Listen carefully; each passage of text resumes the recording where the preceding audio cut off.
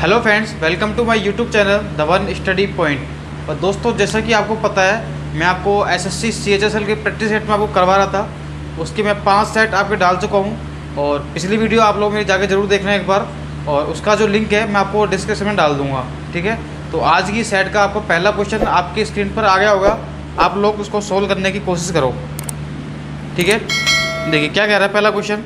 एक टावर के शीर्ष पर 7 मीटर लंबी एक छड़ है, ऊर्ध्वाधर रूप से क्या हुई है, स्थापित की गई है। एक टावर है, उसके ऊपर आपने एक छड़ रखी है। ठीक है, भूमि पर एक बिंदु से छड़ के शीर्ष का अवलोकित किया हुआ उन्नयन कोण दे रखा है आपको 60 डिग्री, और टावर के शीर्ष से भूमि पर उसी बिंदु का अवनमन कोण दे रखा है 45 डिग्री। तो आपको बतानी है टावर की हाइट। आपको देख रहा है क्वेश्चन, देख क्या दे रखा है, आपको दिया हुआ है ये कोई टावर मान लिया मैं नीचे वाला, ये कोई टावर है आपका। इसके ऊपर एक क्या रखा है, एक छड़ रखी गई है। ये तो आपका एक टावर है, इसके ऊपर एक छड़ रखी हुई है जो कि 7 मीटर क्या है, लंबी है। ठीक है, अब क्या कर रहा है, भूमि पर किसी बिंदु से छड़ के शीर्ष का अवलोकित किया हुआ है उन्नयन कोण। तो देखिए छड़ का शीर्ष ये हो गया, और भूमि पर कोई एक बिंदु लेना है, मैंने ये ले लिया मान लीजिए। ठीक है, यहाँ से देखेंगे हम कहाँ पर, इस शीर्ष पर, इस छड़ के शीर्ष पर। तो यहाँ पर जो कोण बन रहा है आपका उन्नयन कोण, ये वाला जो कोण बन रहा है, ठीक है, ये आपको एंगल दिया हुआ है कितना, 60 डिग्री। उन्नयन कोण का मतलब होता है, अगर आप नीचे से ऊपर देखोगे तो बनता है आपका उन्नयन कोण। ठीक है, और अगर ऊपर से आप नीचे देखते हो तो वही कोण बनता है आपका अवनमन कोण। अब देखिए क्या कर रहा है, और टावर के शीर्ष से, टावर का शीर्ष कहाँ पर है, देखिए टावर का शीर्ष कौन सा है, ये वाला है। ठीक है, ये तो छड़ का शीर्ष हो गया। अब टावर के शीर्ष से क्या कह रहा है, उसी बिंदु का अवनमन कोण। अब देखिए अपन टावर के शीर्ष से देखेंगे और नीचे देख रहे हैं उस बिंदु पर, ऊपर देखोगे तो बढ़ता है आपका उन्नयन कोण। ठीक है, और अगर ऊपर से आप नीचे देखते हो तो वही कोण बढ़ता है आपका अवनमन कोण। अब देखिए क्या कर रहा है, और टावर के शीर्ष से, टावर का शीर्ष कहाँ पर है, देखिए टावर का शीर्ष कौन सा है, ये वाला है। ठीक है, ये तो छड़ का शीर्ष हो गया। अब टावर के शीर्ष से क्या कह रहा है, उसी बिंदु का अवनमन कोण। अब देखिए अपन टावर के शीर्ष से देखेंगे और नीचे देख रहे हैं उस बिंदु पर, उसी बिंदु पर देखना है, तो बताइए क्या कौन सा कोण बनेगा। तो आप बोलोगे ये कोण बनेगा अवनमन कोण, क्योंकि ऊपर से नीचे देखते हैं तो आपका कोण बनता है कौन सा, अवनमन कोण। अब एक्चुअली अवनमन कोण ये होता है, अवनमन कोण, अवनमन कोण जो होता है ये वाला होता है। ये कितना दे रखा है आपको, ये दे रखा है आपको 45 डिग्री, ये दे रखा है आपको 45 डिग्री। अब ये 45 डिग्री है तो ये एंगल भी कितना होगा, नीचे वाला, ये वाला भी होगा 45। क्यों, ये लाइन हमने इसके स्ट्रेट खींची बिल्कुल, और ये भी स्ट्रेट है, दोनों के हैं आपकी समांतर हैं। तो ये क्या बनता है आपका, जेड बनता है, एक अंतर कोण बनता है। ये 45 है तो ये भी 45 होगा। अब देखिए अगर मैं इसको हाइट मान लूँ एच, आपको इसकी हाइट निकालनी है यहाँ से यहाँ तक। ठीक है, टावर की। तो मुझे आप लोग बताइए, कल मैं आपको एक क्वेश्चन समझाता हूँ थोड़ा सा एक बार। जैसे मैं आपको एक छोटा सा पॉइंट समझा रहा हूँ, ये कोई ट्राइंगल मानता हूँ मैं आपको, ये आपका 90 डिग्री है, ये आपका 45 है, और ये 45 है। ठीक है, तो एक चीज़ आप लोग ध्यान रखना, मुझे बता लीजिए, अगर किसी भी त्रिभुज के दो कोण बराबर हैं तो ध्यान रखना उनके सामने की साइड हमेशा क्या होती है, बराबर होती है। तो इसके सामने की साइड भी क्या होंगी, हमेशा बराबर होंगी। जैसे मैं कह दूँ, अगर आपकी साइड, अगर ये साइड आपकी 5 सेंटीमीटर है तो ये भी कितनी होगी, 5 सेंटीमीटर होगी। और 90 के सामने वाली साइड जो होती है उसको √2 से गुणा कर देना है, बस कितना कर देना है, 5√2 से। ये चीज़ें आपको याद रखनी है, आपको एग्जाम में फटाफट सोल्व करने में आपको आसानी होगी। जैसे क्या कर रहा हूँ मैं, फिर देखिए, जैसे आपको ये रखा है 90 कोण, ये आपका 45 है, ये भी कितना है आपका 45 है, और ये साइड आपको दे रखी है कितनी, ये आपकी 20 दे रखी है। ठीक है, ये साइड आपकी 20 दे रखी है। तो मुझे बताइए ये एंगल कितना है, 45, ये भी एंगल 45। तो इसके सामने की साइड ये वाली और इसके सामने की साइड ये वाली क्या होंगी, बराबर होंगी। तो ये 20 है तो ये भी कितनी होगी, 20 होगी, और ये 20 है, ये 20 है, तो ध्यान रखना ये कितनी होगी, 20√2। 90 के सामने वाली साइड क्या होगी, √2 गुना होगी, हमेशा ध्यान रखना। तो देखिए ये तो आपका 45 एंगल का था। अब इसके अंदर एक छोटा सा पॉइंट और समझा रहा हूँ मैं, ताकि आपको बाद में दिक्कत ना आए। ये तो आपकी 45 की बात हो गई, क्योंकि इसके अंदर 60 डिग्री और 45 की बात हुई है, तो मैं आपको समझा रहा हूँ अभी। देखिए अगर मैं एक ट्रायंगल लेता हूँ, एक राइट एंगल ट्रायंगल लेता हूँ, मैं समकोण त्रिभुज लेता हूँ, तो मुझे बताइए अगर मैं इसको मान लेता हूँ 30 डिग्री, इसको मान लेता हूँ 60 डिग्री, ये आपका 90 डिग्री। इसमें आप लोग ये ध्यान रखना, अगर 30 डिग्री के सामने साइड कोई एक है, मैं मान लेता हूँ कि 30 डिग्री के सामने कोई साइड एक है, तो एक चीज़ याद रखना आप लोग, 90 के सामने क्या होगा, हमेशा डबल होगा। 90 के सामने क्या होगा, डबल होगा। यानी कि सबसे जो छोटा ट्रायंगल है आपका, सबसे छोटा जो एंगल है उसके सामने की जो साइड है सबसे बड़े वाले ट्रायंगल की साइड क्या होगी, उसकी डबल होगी। जस्ट ध्यान रखना आप लोग। और ध्यान रखना अगर 30 डिग्री के सामने साइड 1 है तो 60 डिग्री के सामने कितनी होगी, √3 गुना होगी। इसको √3 से क्या कर देंगे, गुना कर देंगे। फिर देखिए क्या समझा रहा हूँ मैं, बस आपको ध्यान से समझना है, आपको पक्का समझ में आ जाएगा और ये आपको बहुत ज़्यादा हेल्पफुल होने वाली है। वरना आप लोग लाओगे लंब बटे कर्ण, आधार बटे कर्ण, उसमें आपको टाइम लगेगा और क्वेश्चन में आपको टाइम ही बचाना है, टाइम ही आपको बचाना है एग्जाम के अंदर। जैसे मैंने मान लिया कि ये आपकी बार ये 30 डिग्री मान लिया और ये 60 डिग्री मान लिया। अगर मैं मान लेता हूँ कि ये साइड जो है आपकी 30 के सामने साइड मान लेता हूँ, अगर ये आपको 20 दी हुई है, 30 के सामने अगर आपकी 20 साइड दी हुई है तो मुझे बताइए अगर 30 के सामने 20 है, ध्यान रखना 90 के सामने जो होगा वो 30 डिग्री की जितनी भी सामने साइड है उसकी जस्ट डबल होगी। कितनी हो जाएगी, 40 जाएगी।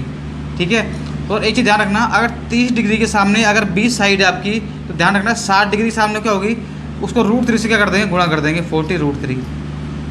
एक एग्जाम्पल और ले लो आप लोग ताकि आपको कन्फर्म समझ में आ जाए एक बार ढंग से। जैसे आप ये साइड आपकी 30 है, ये साइड है एंगल, और ये साइड मान लेता हूँ ये 90 डिग्री आपका है। ठीक है, तो इसको मान लेता हूँ मैं एक बार 50 मान लेता हूँ। ठीक है, एक काम करो इसको मान लो 50। ठीक है, तो अब मुझे बताइए ये वाली साइड और ये वाली साइड कितनी होगी।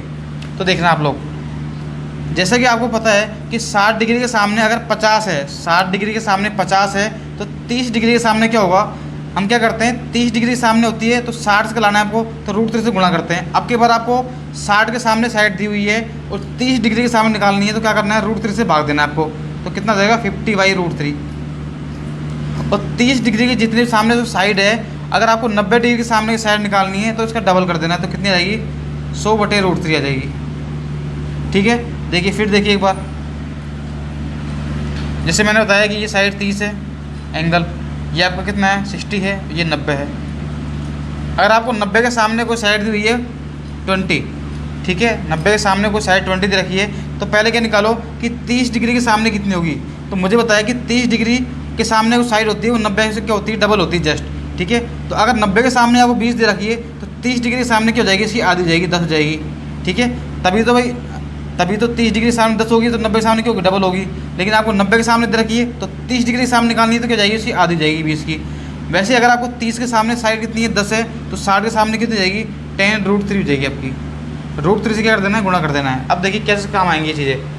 देखिए मुझे बताइए इस ट्रायंगल के अंदर ये आपका 90 डिग्री है, ये आपका 45 है, ये वाला छोटा वाला ट्रायंगल, तो ये भी कितना होगा, 45 होगा क्या, ये भी होगा 45। तो मुझे बताइए अगर ये वाली साइड यहाँ से यहाँ तक अगर ये साइड आपकी H है तो क्या ये साइड भी H ही होनी है क्या आपकी, यहाँ से यहाँ तक। ठीक है, क्यों, इसके सामने की साइड इसके सामने साइड क्या होंगी, बराबर होंगी। जैसे मैंने आपको समझाया था 90 के अंदर, 45 के अंदर। फिर देखिए अब ये पूरा कोण, ये जो बड़ा वाला कोण है आपका, ये कितना है आपका, 60 डिग्री है। ये बड़ा वाला जो ट्रायंगल आपका, ये वाला बड़ा वाला, इसमें कितना है, 60 डिग्री है। अब 60 डिग्री के सामने आप देखोगे जो हाइट है वो कितनी है आपकी, 7 और प्लस H, 7 + H है। कितनी है आपकी, 7 + H है। और ये 90 है, ये 60 है, ये एंगल कितना हुआ आपका, 30 डिग्री हुआ कि नहीं हुआ।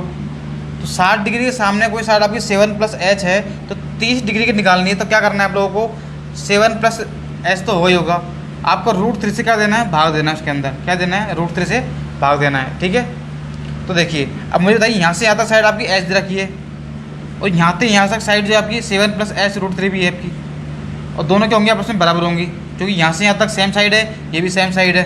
ठीक है, तो अब लोग निकाल लो, √3 को इधर गुणा कर लो, तो √3H बराबर जाएगा 7 + H। इसको इधर को लाओगे आप H को लेफ्ट साइड के अंदर, तो यहाँ से H क्या आ जाएगा, कॉमन आ जाएगा, और H कॉमन आ जाएगा तो क्या बचेगा, √3 माइनस का 1 बराबर आ जाएगा 7। ठीक है, और आपको H निकालना है तो H का मान कितना आ जाएगा, 7/√3 - 1। ठीक है, और आपको इसको ऊपर ले जाना है तो क्या करेंगे, ऊपर नीचे गुणा कर देंगे इसको √3 + 1 से। ठीक है, तो आंसर कितना आ जाएगा आपका, आंसर आ जाएगा कितना, 7√3 + 1, a + b a - b करोगे तो कितना आ जाएगा, 2 आ जाएगा। आपको ये वाले स्टेप लिखने की जरूरत नहीं है, आपको डायरेक्ट ही सोचना है कि एस का मान जो है √3 - 1 इसके बटे में जाएगा और इनका डिफरेंस ही आता है नीचे हमेशा, इनका जो डिफरेंस है वही आता है और इसको ऊपर कर देंगे अपोजिट साइन से। ठीक है, तो ये आपका इसका आंसर था। तो ऑप्शन नंबर देखिए आपका ऑप्शन नंबर कौन सा आ रहा है, 1 मिनट,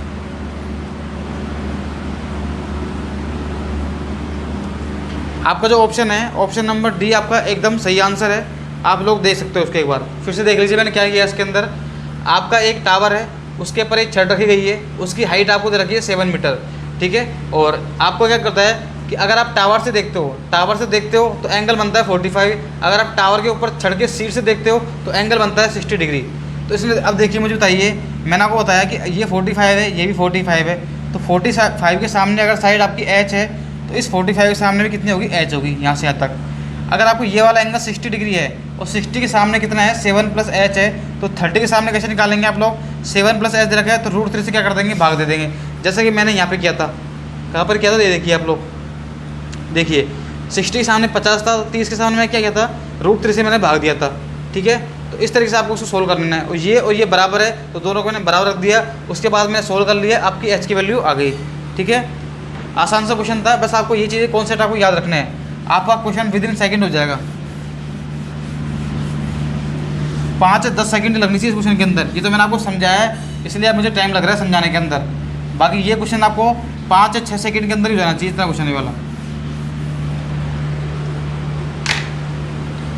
चलो अगला क्वेश्चन सोल्व करने की कोशिश करो, आपकी स्क्रीन पर आ गया होगा, पढ़िए अगला क्वेश्चन और सोल्व करने की कोशिश करो उसको। क्या कह रहा था कि ए बी से जो है 75% कम है, और सी जो है ए और बी के बीच के अंतर आपको दे रखा है 75%। तो आपको निकालना है कि सी जो है ए से कितने % क्या है, अधिक है, ठीक है। तो देखिए क्या कह रहा है, आपको 3 वैल्यू दी हैं, ए बी और एक सी, 3 वैल्यू आपको दी हुई हैं। अब क्या कर रहा है, ए जो है बी से 75% कम है, तो मुझे बताइए ए आपका 75% कम है किससे, बी से। तो मुझे बताइए अगर मैं बी को 100 मान लेता हूँ और ये इससे 75% कम है, तो कितना हुआ, 25 ही हुआ क्या, 75 कम कर दोगे तो कितना आ जाएगा, 25 आ जाएगा। अब आगे क्या कर रहा है, सी जो है ए व बी के बीच के अंतर का 75% है। क्या कह रहा है, इनके जो बीच का डिफरेंस है, इनका जो बीच का जो डिफरेंस है, क्या कह रहा है, देखिए ए व बीच का डिफरेंस कितना होगा बताइए, 75 ही होगा। ए व बीच के इनका जो बीच का डिफरेंस है वो कितना होगा आपका, 75 होगा, और इसका भी कितना है, ये 75% है, 75% है, ठीक है। तो निकाल लो, 2500 को 100 और 25 थी 75, ठीक है, ये आ जाएगा। तो इसको लिख सकता हूँ मैं 3 × 75 अपॉन में आ जाएगा 4, ठीक है। ये आपको क्या आ गया, रेशियो आ गया। अब रेशियो को आप लोग एक करो, सिंपलीफाई कर लो। तो 25 से काट दो, एक काम करो, ये 4 को सब जगह से गुणा कर दो। 4 को जैसे ही आप सब जगह गुणा करोगे तो देखिए यहाँ भी 4 आ जाएगा गुणा के अंदर, यहाँ भी 4 आ जाएगा, तो यहाँ से 4 हट जाएगा ऐसे, ठीक है। मैंने क्या किया, सबको 4 से गुणा कर दिया, इसको करूँगा 4 यहाँ से हट जाएगा और 4 यहाँ पे गुणा हो जाएगा। अब देखिए 25 से काट दो ये एक बार, 25 से काट दो 4 बार, और 25 से काट दो ये 3 बार, ठीक है। अब रेशियो कितना आएगा आपका, देखिए 4 आ जाएगा, ये कितना आएगा 16 आ जाएगा, और ये रेशियो कितना जाएगा आपका, ये आ जाएगा 3 × 3 = 9। तो आपका रेशियो आ गया 4:16:9। देखिए रेशियो निकालने का एक तरीका मैं आपको और बताता हूँ, ये तो मैंने आपको 100 मान के बताया है। अब इसी क्वेश्चन को आप फ्रैक्शन से कैसे करोगे, इसी रेशियो को आप फ्रैक्शन से कैसे निकालोगे, देखिए जैसे आपको बोला है कि A/B जो है, क्या क्या है, ए जो है वो बी से 75% कम है। तो अगर मान लूँ कि बी को कितना है आपका 75% कम है, इसका मतलब कितना है 25% है, और 25% का मतलब होता है कि 1/4, ठीक है। 25% का मतलब होता है 1/4। अगर आपकी बी वैल्यू में 4 मान लूँ तो ये इससे कितनी कम है, 1 कम है, 1 कम है मतलब कितनी हो गई, ये 3 हो गई। तो इसका रेशियो कितना आ गया, 3:4 आ गया। अब क्या कर रहा है, सी जो है ए व बीच के अंतर का 75% है, तो इनके बीच का डिफरेंस कितना है, 1 है क्या, इनके बीच का डिफरेंस कितना है, 1 है, और इसका क्या रहा है, ये है 75%। तो 75% का मतलब कितना होता है, 3/4। तो इसका 3/4 निकाल लो, तो कितना आ गया, सी की वैल्यू कितनी आ गई आपकी, 3/4 आ गई। अब क्या करेंगे, 4 को सब जगह से गुणा कर देंगे, तो कितना आ जाएगा, देखिए 4 × 12 आ जाएगा, 4 को 16 आ जाएगा, और ये कितना आ जाएगा, 3 आ जाएगा। तो अनुपात आ गया 12, 16 और 9। तो यहाँ पे कुछ गलती की थी क्या अपन ने, एक बार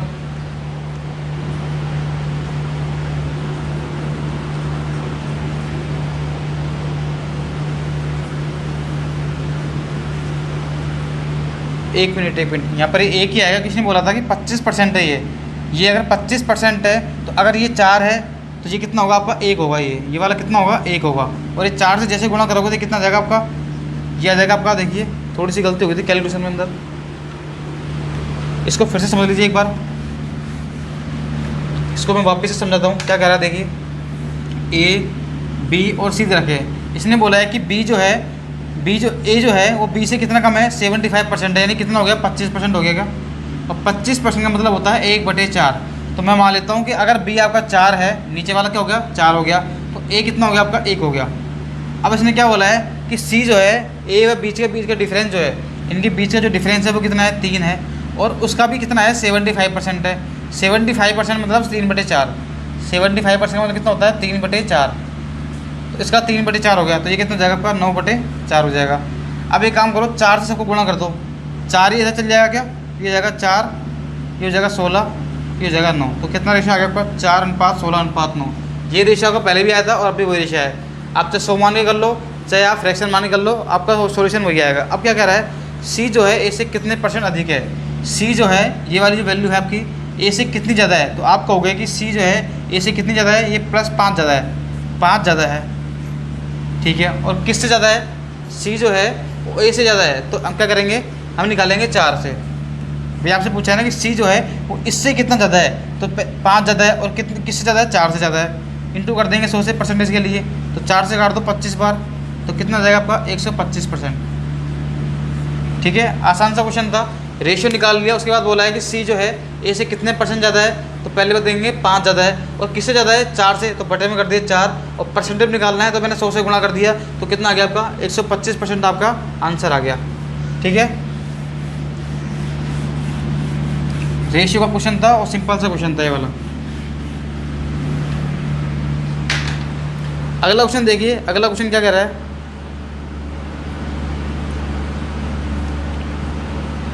अगला क्वेश्चन पढ़िए क्या कह रहा है।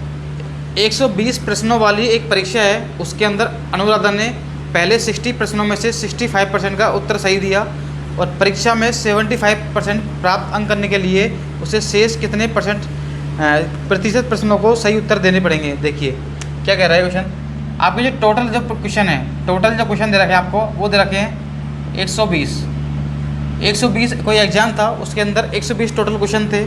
एक लड़की थी अनुराधा, उसने क्या किया, पहले जो 60 क्वेश्चन थे इसको 2 भागों में बांट दिया। जो पहले जो 60 क्वेश्चन थे उसमें से उसने 65% क्या कर दिया, सही आंसर दे दिया। तो एक काम करो, 60 का आप लोग क्या निकालो, 65% निकालो। तो 60 का 65% कैसे निकालोगे, देखिए ऐसे निकालोगे क्या, तो कितना आएगा, देखिए 5 दूनी 10, 5 से काट दो 13 बार, और 2 से काट दो 3 बार, तो कितना आएगा, 26 आएगा क्या। ज़्यादा ऐसे लिख के सॉल्व करो, या फिर आप थोड़ा सा दिमाग लगाओ। एक चीज़ आप लोग याद रखना कि मैं ऐसा कह सकता हूँ ए का B%, या फिर मैं ऐसा कह सकता हूँ B का A%। क्या दोनों मान बराबर है क्या दोनों वैल्यू बराबर है क्या। मैं क्या समझा रहा हूँ, मैं ऐसा कह सकता हूँ कि x का y% जो होगा, x का y% जो होगा, क्या मैं इसको उल्टा दे सकता हूँ क्या, y का x%। बात तो बराबर ही है ना, xy यहाँ से आएगा और xy यहाँ से आएगा, बटे में 100 आएगा। तो वही मैं आपको समझाने की कोशिश कर रहा हूँ इस क्वेश्चन के अंदर। आप लोगों को कैसे दिमाग लगाना है, आप लोगों को ऐसे सोल्व नहीं करना है। आपको करना क्या है, इसने बोला है कि 60 का 65% निकालना है जैसे आपको। तो एक काम क्या करो, आप 65 का निकाल लिया करो 60%। तो 60% का मतलब कितना होता है, 3/5। भाई 60% का जो फ्रैक्शन होता है वो कितना होता है, 3/5 होता है, ध्यान करना। ये फ्रैक्शन आपको याद होनी चाहिए। अब निकाल लो, 5 से कट जाएगा 13 बार, तो 13 से कितना जाएगा, 39। ठीक है, तो कितना आ गया, 39। तो देखिए अब क्या कर रहा है इसने, 39 जो क्वेश्चन है वो क्या कर दिए, सही कर दिए। 60 में से 39% तो उसने सही कर दिए। और क्या कर रहा है, परीक्षा में उसको 75% अंक लाने हैं। परीक्षा में उसको कितने लाने हैं, 75% अंक लाने हैं। तो मुझे बताइए, इसका निकालो 75%, और 75% का मतलब कितना होता है बताइए, 3/4 होता है क्या। तो इसका 3/4 निकालो, तो 4 से काट दो ये 3 बार, यानी कितना आ गया, 90। यानी कि आपको अगर किसी भी एग्जाम के अंदर आपको 75% लाने हैं तो आपको 90 क्वेश्चन आपको सही करने पड़ेंगे। कितने क्वेश्चन सही करने पड़ेंगे, 90। अब ये क्या कर रहा है कि 60 क्वेश्चन में से उसने 39 तो सही कर दिए, 39 तो उसने सही कर दिए। अब बाकी के जो 60 हैं, अब बाकी के 60 क्वेश्चन आपके बच रहे हैं, तो उसमें से कितने क्वेश्चन सही करें इसके 75% बन जाए, यानी कि 90 क्वेश्चन आपके सही हो जाए। तो मुझे 39 तो कर चुका है, तो 90 में से 39 हटा दो। आपको क्या कर दो, आप लोग 90 में से 39 माइनस कर दोगे तो कितना बचेगा, आगे बचेगा 1, और 8 में से 3 कर दो कितना बचेगा, 5। यानी आपको 51 क्वेश्चन और सही करने हैं। अगर आपको 90 टोटल सही करने हैं, यानी आपको 75% आपको अगर क्वेश्चन सही करने हैं तो आपको 51 क्वेश्चन और सही करने पड़ेंगे 60 में से, ठीक है। तो देखिए अब आगे क्या बोला इसने, उसे शेष कितने % अंकों के उत्तर सही देने पड़ेंगे। तो देखिए 51 क्वेश्चनों को क्या करने पड़ेंगे, सही आंसर देने पड़ेंगे, ठीक है। और कितने में से देने पड़ेंगे, क्या बोल रहा है, शेष कितने % प्रश्नों को उत्तर देने पड़ेंगे। तो कितने में से, 60 में से, ठीक है।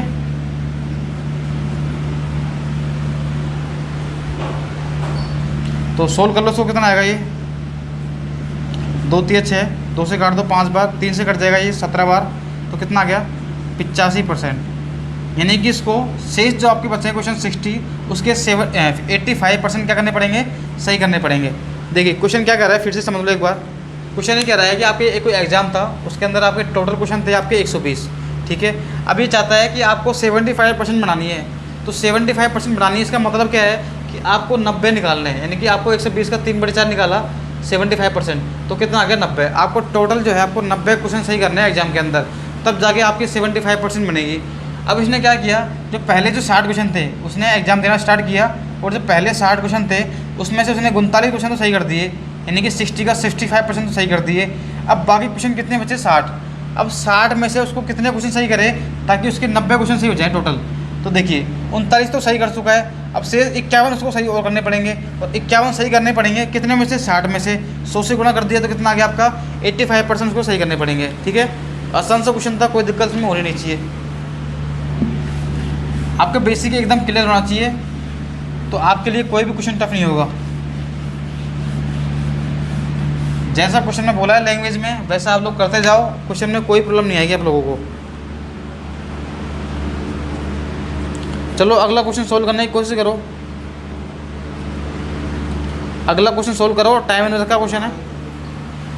अगला क्वेश्चन सोल्व करो, टाइम एंड वर्क का क्वेश्चन है, और एक आसान सा क्वेश्चन है। देखिए करने सोल्व करो एक बार, क्या कह रहा है देखिए, और कमेंट में इसका आंसर जरूर लिखा करो अगर सोल्व कर सकते हो तो आप लोग, ठीक है। देखिए क्या कर रहा है, यदि नल है आपके ए और बी, किसी टैंक को 15 मिनट और 10 मिनट में भर सकते हैं। आपके दो पाइप है, एक टैंक है आपका, उसके अंदर 2 पाइप लगे हुए हैं ए और बी। पहला पाइप जो है उसको 15 मिनट में भर सकता है, दूसरा पाइप जो है उसको 10 मिनट में भर सकता है। आगे क्या कर रहा है, यदि जबकि एक नल है आपका सी, एक सी नल है जो कि उसको x मिनट में खाली कर सकता है। x खाली करता है, इसलिए मैंने चिन्ह लगा दिया माइनस का। यदि सभी तीनों नलों को एक साथ खोल दें तो टैंक जो है 8 मिनट में भर जाता है। क्या कह रहा है, अगर वो तीनों नल को चालू कर दे, ए को भी चालू कर दे, बी को भी चालू कर दे, और खाली करने वाला सी उसको भी चालू कर दे, तो टैंक जो है आपका भर जाता है 8 मिनट के अंदर। क्या होता है, टैंक भर जाता है। तो क्या करेंगे, सबसे पहले निकालेंगे टोटल वर्क। क्या निकालेंगे, टोटल वर्क। तो देखिए इनका एलसीएम निकालो, एलसीएम कितना आएगा बताइए। तो एलसीएम आ जाएगा कितना, 120 आ जाएगा एलसीएम। एलसीएम कितना आ गया आपका, 120 आ गया। अब क्या निकालो, इसकी एफिशिएंसी निकाल लो, कितना आ गया, 15 × 120। 10 से काटोगे तो कितना हो जाएगा, 12 बार। यहाँ करोगे कितना आ जाएगा, 15। तो मुझे बताइए 12 और 8 कितना आ गया, 20।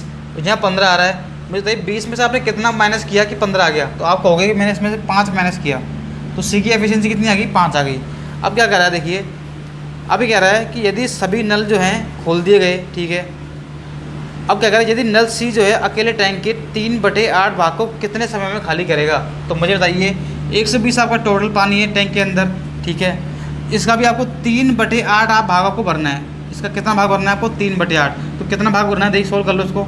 8 से काटोगे तो कितना बनेगा, ये 15 बार कट जाएगा, तो कितना आ गया, 45। तो आपको सिर्फ और सिर्फ कितना भरना है, 45 भरना, खाली करवाना है। सी से आपको सिर्फ और सिर्फ 45 ही खाली करवाना है, और सी की एफिशिएंसी कितनी है आपकी, 5 है। तो 5 से भाग दो कितना आ जाएगा, 9। तो सी जो है वो शेष जो आपने टैंक भरा है, यानी कि आपने जो भी टैंक भरा है, कितना भरा है आपने, 45 भरा है लीटर, उसको कितनी देर में खाली कर देगा, ये 9 मिनट के अंदर खाली कर देगा। तो आपका ऑप्शन नंबर देखिए आप लोग कितना आ रहा है, ऑप्शन नंबर सी आपका एकदम सही आंसर है।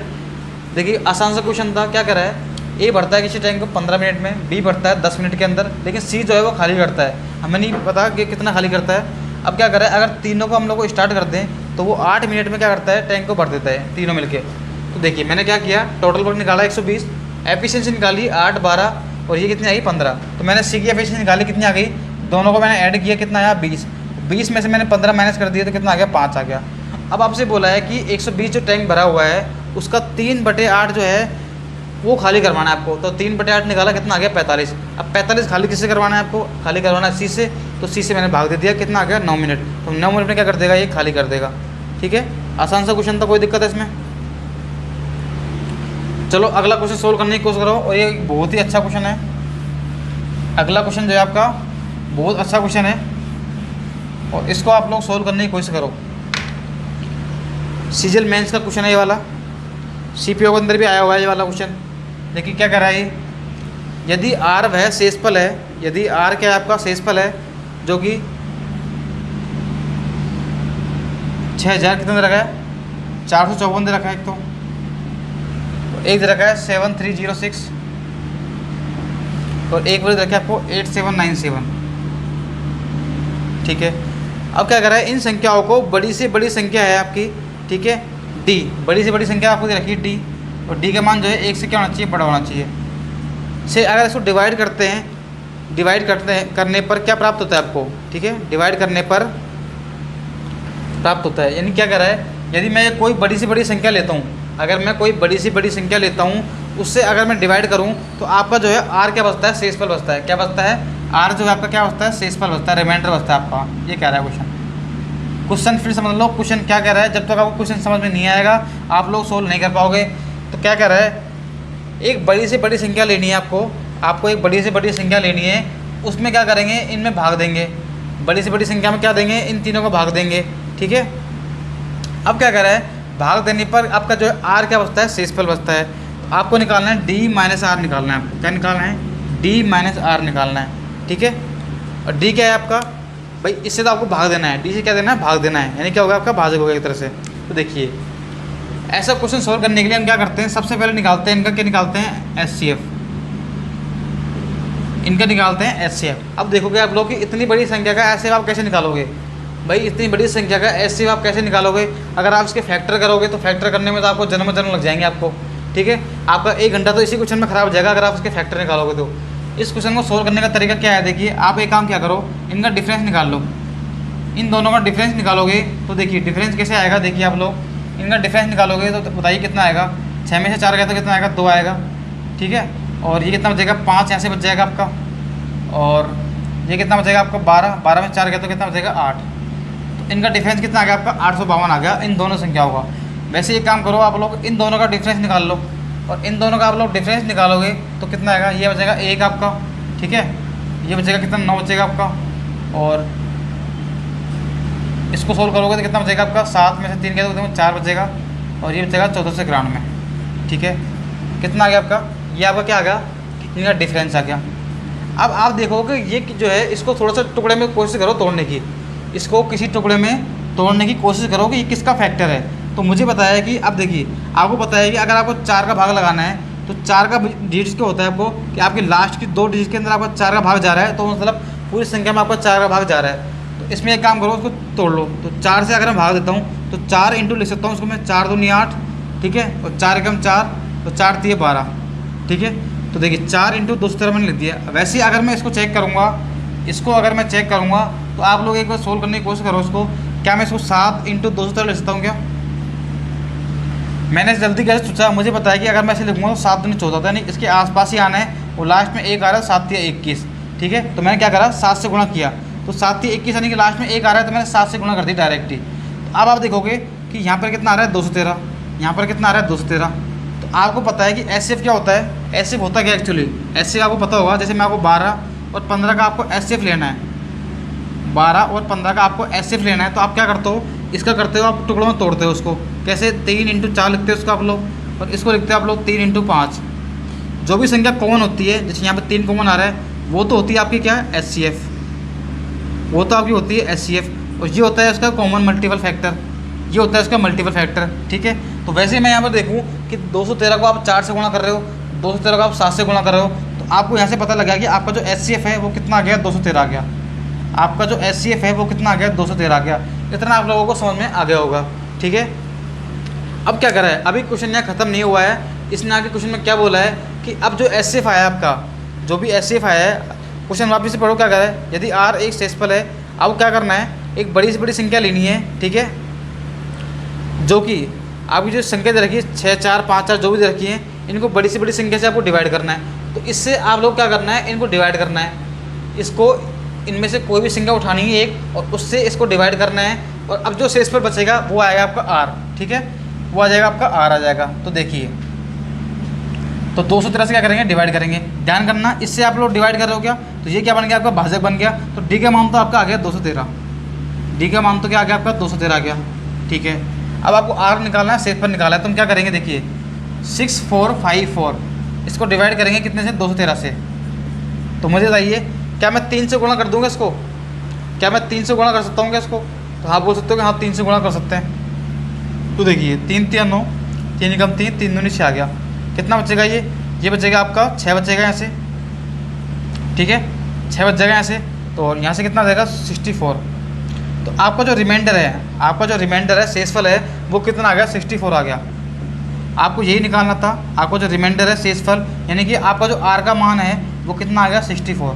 आपसे क्या बोला है, आपसे बोला है कि डी माइनस आर की वैल्यू आपको निकालनी है। तो डी कितना है आपका 213 है, और आर की वैल्यू कितनी है 64। अब आप लोग माइनस करोगे तो 13 में से 9 माइनस करोगे कितना आ जाएगा, 4 आ जाएगा। तो लास्ट चीज़ आप कितनी आएगी, 4 आएगी। तो देखिए कौन सा क्वेश्चन आ रहा है आपका, 4 आ रहा था, यानी कितना आ जाएगा 64। 1 मिनट सोल्व करने की कोशिश करो एक बार, कितना आएगा, 9 आएगा, सॉरी 9 आएगा ना, 13 में से 4 गया तो 9 आएगा ना, क्या आएगा 9। और अब देखिए लास्ट 9 कितने की आ रही है, तो आप देखोगे डी ऑप्शन जो है आपका 149। या तो आप लोग माइनस कर लिया करो पूरा पूरा, लेकिन आपको एग्जाम में टाइम बचाना है। टाइम कैसे बचाओगे, अब ऐसा नहीं कि आप इसमें से इसको माइनस करो, आप तो उसकी लास्ट डिजिट जो है वो निकाल लिया करो। जैसे आप 13 में से अगर 4 माइनस करो कितना आएगा, 9 आएगा। अब ऑप्शन चेक क्या करो आप लोग कि कौन से ऑप्शन के अंदर लास्ट डिजिट तो है आपकी 9 आ रही है। ये तो आप पूरा सोल्व करो, आपको टाइम वेस्ट होगा, और आपको तो ऑप्शन टिक करना है एग्जाम के अंदर, आपको तो पूरा सोल्व करना ही नहीं है, आपको तो टाइम बचाना है सिर्फ और सिर्फ। तो कितना आ गया आपका 149। देखिए क्वेश्चन क्या था, फिर से मैं समझा रहा हूँ आप लोगों को। देखिए क्या कर रहा है, आपको कोई बड़ी से बड़ी संख्या लेनी है, बड़ी से बड़ी संख्या लेनी है, जिसमें क्या करेंगे, इनमें भाग देंगे, उससे क्या करेंगे, इनमें भाग देंगे। भाग देने के बाद जो आपका शेषफल बचेगा वो कितना आपका आर आपको दे रखा है, ठीक है। तो अब देखिए मैंने क्या किया, मैंने जब भी आपसे बोला कि बड़ी से बड़ी संख्या निकालनी है, तो बड़ी से बड़ी का मतलब होता है सबसे बड़ा कॉमन फैक्टर। बड़ी से बड़ी संख्या का मतलब होता है सबसे बड़ा कॉमन फैक्टर। तो मैंने क्या करा, इसका एचसीएफ निकालूंगा। अब इसका एचसीएफ निकालना बहुत बड़ी चीज़ हो जाएगी, क्योंकि आप इसके फैक्टर करोगे तो आपको पता नहीं 2 या 1 घंटे तो आपको लग ही जाएगा, या 15-20 मिनट। अगर आपकी कैलकुलेशन अच्छी है तो आपके 10 मिनट, 2-4 मिनट, 5 मिनट आपको टाइम लगेगा। 4 से 5 मिनट तो आपको कम से कम लग जाएंगे इस क्वेश्चन को सोल्व करने के अंदर, सिर्फ और सिर्फ एचसीएफ निकालने के लिए। और पूरा सोल्व करोगे तो आपको कम से कम 5-6 मिनट एक क्वेश्चन ही खा जाएगा आपका। तो इससे बड़ी क्या करेगा आप लोग, इनका डिफरेंस निकाला करो, इनका और इनका डिफरेंस निकालोगे कितना आ गया 852, और इसका आया 1491। अब इसके फैक्टर करो, अभी संख्या छोटी हो गई, अब इसके फैक्टर करो। तो अब इसको क्या लिखोगे, 4 × 213, इसको लिखोगे 7 × 213। तो जो संख्या कॉमन आती है वो होता है आपका एचसीएफ। एचसीएफ कितना आ गया आपका 213 आ गया। अब क्या करो, 213 को भाग लगाओ इसके अंदर। जैसे आप लोग भाग लगाओगे तो आपका रिमाइंडर कितना आ जाएगा, आपका 64 आ जाएगा। और 64 रिमाइंडर आ गया, तो डी की वैल्यू आपकी कितनी आ गई 213, यानी आपने इससे भाग लगाया था तो आपको भाजा क्या, यानी कि डी कितना आ गया आपका 213। दोनों को आपको माइनस कर देना, तो आपका आंसर कितना आ गया 149। तो एक अच्छा क्वेश्चन था ये वाला, और ये क्वेश्चन आपका कई बार एग्जाम में आ चुका है। और ये वाला क्वेश्चन जब एग्जाम आता है तो कई स्टूडेंट्स को छोड़ देते हैं। ध्यान रखना, आपको क्वेश्चन छोड़ना नहीं है, आपको ऐसे क्वेश्चन की प्रैक्टिस करनी है। आपको जब ऐसा पता है कि ऐसा क्वेश्चन आएगा तो आपको पहले से ही आपको तैयार रहना है। मैथ के अंदर तो आपके एक भी नंबर नहीं करना चाहिए। मैथ एक ऐसा सब्जेक्ट है जिसके अंदर आप चाहो तो पूरे में से पूरे नंबर ला सकते हो, चाहे आपका कोई सा भी एग्जाम हो, बैंक का हो, रेलवे का हो, एसएससी का हो, या कोई भी आपका फोर्स वाला एग्जाम हो, कोई भी एग्जाम हो आपका स्टेट लेवल का, आप मैथ में 100% नंबर ला सकते हो। देखिए चलो अगला क्वेश्चन सोल्व करने की कोशिश करो। ये भी आपका एक टाइम वर्क का क्वेश्चन है, और सिंपल सा क्वेश्चन है, कोई बड़ा क्वेश्चन नहीं है अभी। देखिए क्या कह रहा है, 2 पाइप है आपके ए और बी, 2 पाइप है आपके ए है और एक बी है। क्या कह रहा है, एक भरता है 18 घंटे के अंदर, दूसरा जो पाइप है वो भरता है 24 घंटे के अंदर, ठीक है। 1 मिनट, क्वेश्चन में आपसे बोला हुआ है खाली कर सकता है, ठीक है। तो दोनों पाइप के यहाँ पे खाली करने वाले पाइप है, दोनों पाइप जो है खाली करने वाले हैं, तो मैंने माइनस लगा दिया। अब क्या कर रहा है, पाइप सी जो है अकेले टैंक को 36 घंटे में भर सकता है। एक सी पाइप है जो कि पूरे टैंक को 36 घंटे में भर सकता है। अब की बार 2 पाइप आपको खाली करने वाले हैं और एक पाइप जो है आपका भरने वाला पाइप है। तो देखिए अब क्या करूँगा मैं, इनका लूँगा एलसीएम। क्या निकालेंगे, एलसीएम निकालेंगे, यानी कि टोटल वर्क निकालेंगे। अब एलसीएम कैसे निकालोगे आप लोग, देखिए एलसीएम कैसे निकालोगे, तो मुझे बताइए कि एलसीएम इसका 72 ही आना है क्या, भाई बेहतर आएगा क्योंकि 4 बार जाएगा, ये 3 बार जाएगा, ये कितने बार आएगा, 2 बार आएगा। तो एलसीएम निकालना तो आपको आना चाहिए, बार बार मैं आपको नहीं समझाऊंगा।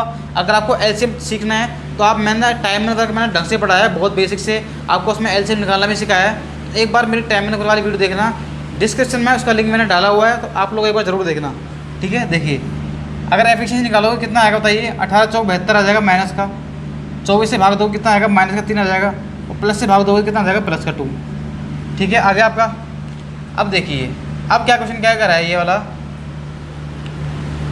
यदि टैंक का 5/6 भाग क्या हुआ है, भरा हुआ है। यदि टैंक का 5/6 भाग भरा हुआ है तो मुझे बताइए 72 का 5/6 निकाल लो पहले तो, कितना आएगा ये 12 बार, यानी कि आपका टैंक जो है वो 60 लीटर भरा हुआ है। मैं इसको मान लेता हूँ कि 72 लीटर में आपकी टैंक की कैपेसिटी है, जिसमें से आपका 60 लीटर भरा हुआ है। अब तीनों पाइपों को खोल दिया तो टैंक कितनी देर में खाली होगा, तो देखिए टोटल एफिशिएंसी निकालेंगे सबसे पहले तो हम लोग। तो देखिए 4 और 3 7, 7 में से 2 गए तो कितना बचेगा आपका 5, तो माइनस की 5 क्या आ जाएगी, टोटल एफिशिएंसी आ जाएगी। तो हम क्या करेंगे 5 से भाग लगा देंगे तो कितना आ जाएगा 12, तो 12 घंटे के अंदर आपका टैंक क्या हो जाएगा, पूरा खाली हो जाएगा, ठीक है। तो आसान से आपका क्वेश्चन था, ऑप्शन नंबर डी आपका एकदम सही आंसर है।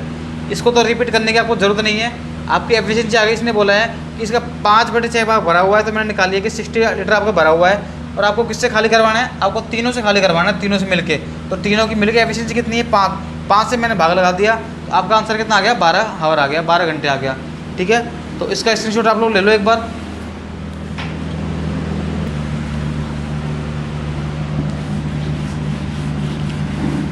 चलो अगला क्वेश्चन आपकी स्क्रीन पर आ गया होगा, तो आप उसको सोल्व करने की कोशिश करो। और ये बहुत ही आसान सा क्वेश्चन है, बिल्कुल आसान सा क्वेश्चन है, ट्रिग्नोमेट्री का क्वेश्चन है। चलो सोल्व करने की कोशिश करो और कमेंट में इसका आंसर आ जाना चाहिए जब तक मैं क्वेश्चन लिखूँ उसका।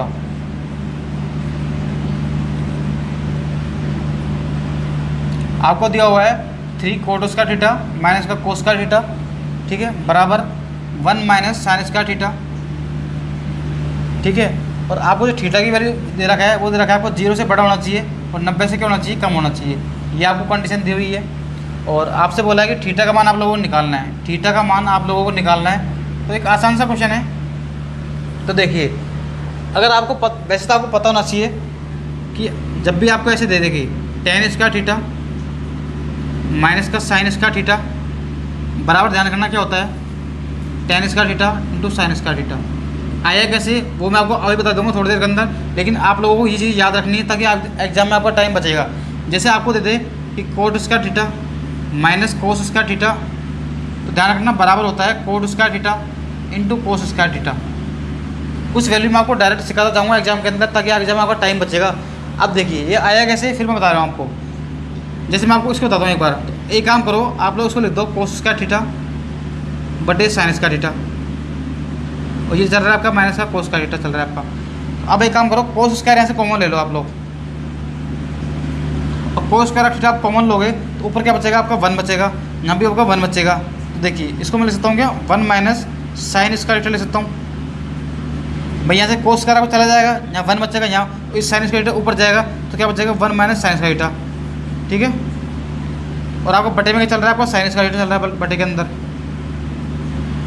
अब देखिए कोस स्क्वायर थीटा बटे साइन स्क्वायर थीटा क्या होता है, तो आप बोलोगे कोट स्क्वायर थीटा होता है, और 1 माइनस साइन स्क्वायर क्या होता है आपका कोस स्क्वायर थीटा होता है। तो यही चीज़ मैंने आपको सिखाई थी क्या कि coat square theta minus cos square theta जब भी आए तो आपको डायरेक्ट याद रखना है कि coat square theta into cos square theta, यानी कि जब भी माइनस में आए दोनों का स्क्वायर का अगर डिफरेंस अगर माइनस में आए तो दोनों को गुणा कर देना सिर्फ और सिर्फ, ठीक है।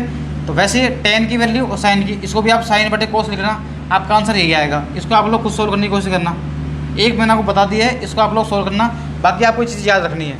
देखिए अब इस क्वेश्चन को मैं जल्दी कैसे करूँगा, देखिए फटाफट से। इसका मान क्या होगा आपका coat square theta coat square theta, coat square theta minus cos square theta, मैंने आपको क्या बताया अभी coat square into cos square, तो इसको लिखता हूँ मैं coat square theta into cos square theta, और बराबर दे रखा है देखिए 1 माइनस साइन स्क्वायर क्या होता है आपका कोस स्क्वायर थीटा होता है, तो कोस स्क्वायर थीटा से कोस स्क्वायर थीटा कट जाएगा आपका, ठीक है। तो क्या लिख सकता हूँ मैं कोट स्क्वायर थीटा बराबर आ जाएगा कितना 1/3, तो कोट थीटा कितना जाएगा आपका 1/√3, यहाँ से स्क्वायर हटाओगे तो। और मुझे बताइए कोट के अंदर 1/√3 कितने डिग्री का मान होता है बताइए, ये हो जाएगा आपका कितने का 60 डिग्री का। आपको वैल्यू रटी होनी चाहिए। ऐसे नहीं कि आप लोग वहाँ पर जाकर टेबल बनाओ फिर टेबल में से देखो आप लोग, आपको वैल्यू रटी होनी चाहिए। आपसे अगर कोई पूछ ले कि tan 30 का मान कितना होना चाहिए तो आपसे तुरंत निकलना चाहिए 1/√3। आपको sin 60 बोले तो √3/2 निकलना चाहिए। आपसे अगर tan 60 बोले तो √3 निकलना चाहिए। ऐसे आपको वैल्यू आपको याद होनी चाहिए डायरेक्ट ही। ऐसा नहीं है कि आप एग्जाम के अंदर इसको लिखने बैठो वहाँ पे, वरना तो आप लोग को टाइम लग जाएगा। आपको ऐसे क्वेश्चन जब भी आए तो आपको मात्र 5 या 6 सेकंड में करना है, और तभी कर पाओगे। ट्रिग्नोमेट्री क्वेश्चन आपको वैल्यू आपको टिप्स पर होंगे, आपकी वैल्यू आपको सोचने की जरूरत नहीं पड़ेगी। अब देखिए अगला क्वेश्चन करने की सोल्व करने की कोशिश करो, और ये भी एक आसान सा क्वेश्चन है वैसे तो। देखिए क्या कह रहा है क्वेश्चन, आपको क्वेश्चन दिया हुआ है x³ + 1/x³ माइनस का k और इसका होल स्क्वायर, प्लस आपको दिया हुआ है x + 1/x और माइनस का p और इसका भी होल स्क्वायर आपको दिया हुआ है, ठीक है। और क्या कर रहा है, k और p जो आपके रियल नंबर हैं, वास्तविक संख्या हैं, और x का मान जो है वो नॉट इक्वल टू 0 है, यानी आपको x का मान 0 नहीं लेना है। पहली बात तो इसने खुद ने बोला है। और आप वैसे भी दिमाग लगा सकते हो, अगर आप x 0 मानोगे तो क्या बन जाएगा, ये अनंत बन जाएगा, इन्फिनिटी बन जाएगा। तो आप x का मान तो वैसे भी नहीं ले सकते।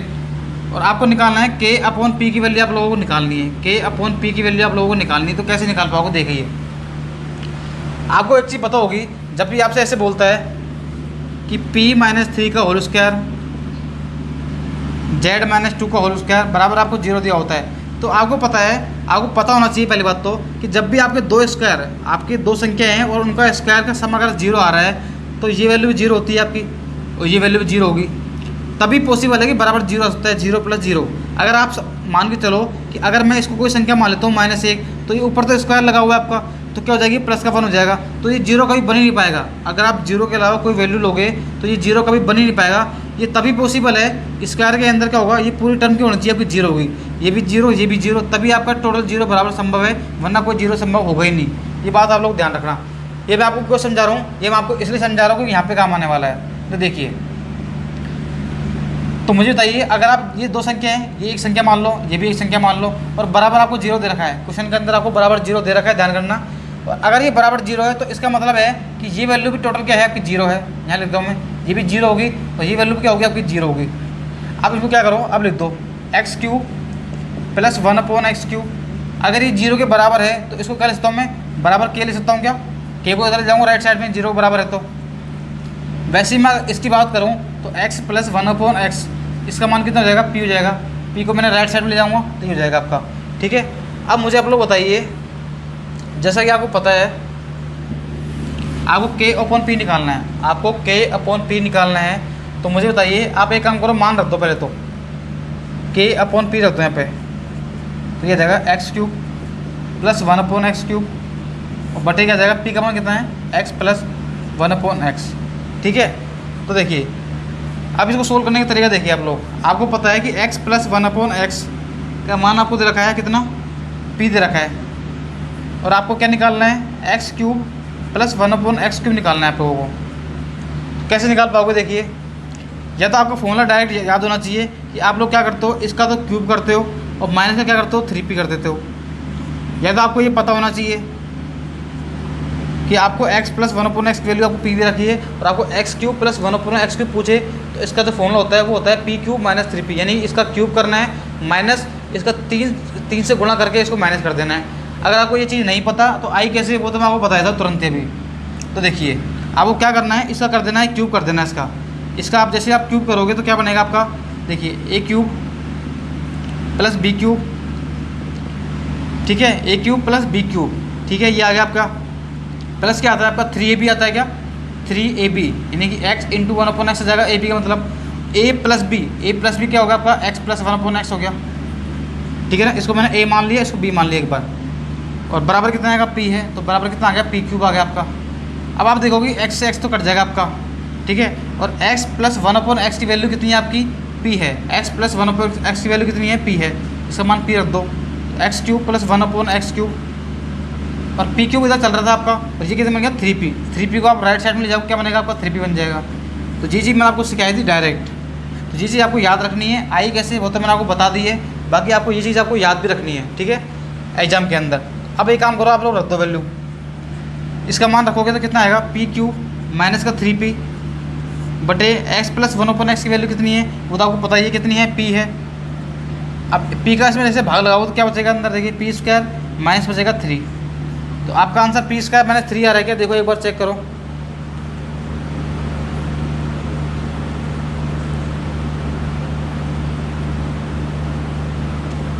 देखिए आपका ऑप्शन नंबर डी आपका एकदम सही आंसर है, पी स्क्वायर माइनस 3 आपका ये आंसर आ रहा है। ठीक है, तो इसमें कोई दिक्कत होनी नहीं चाहिए।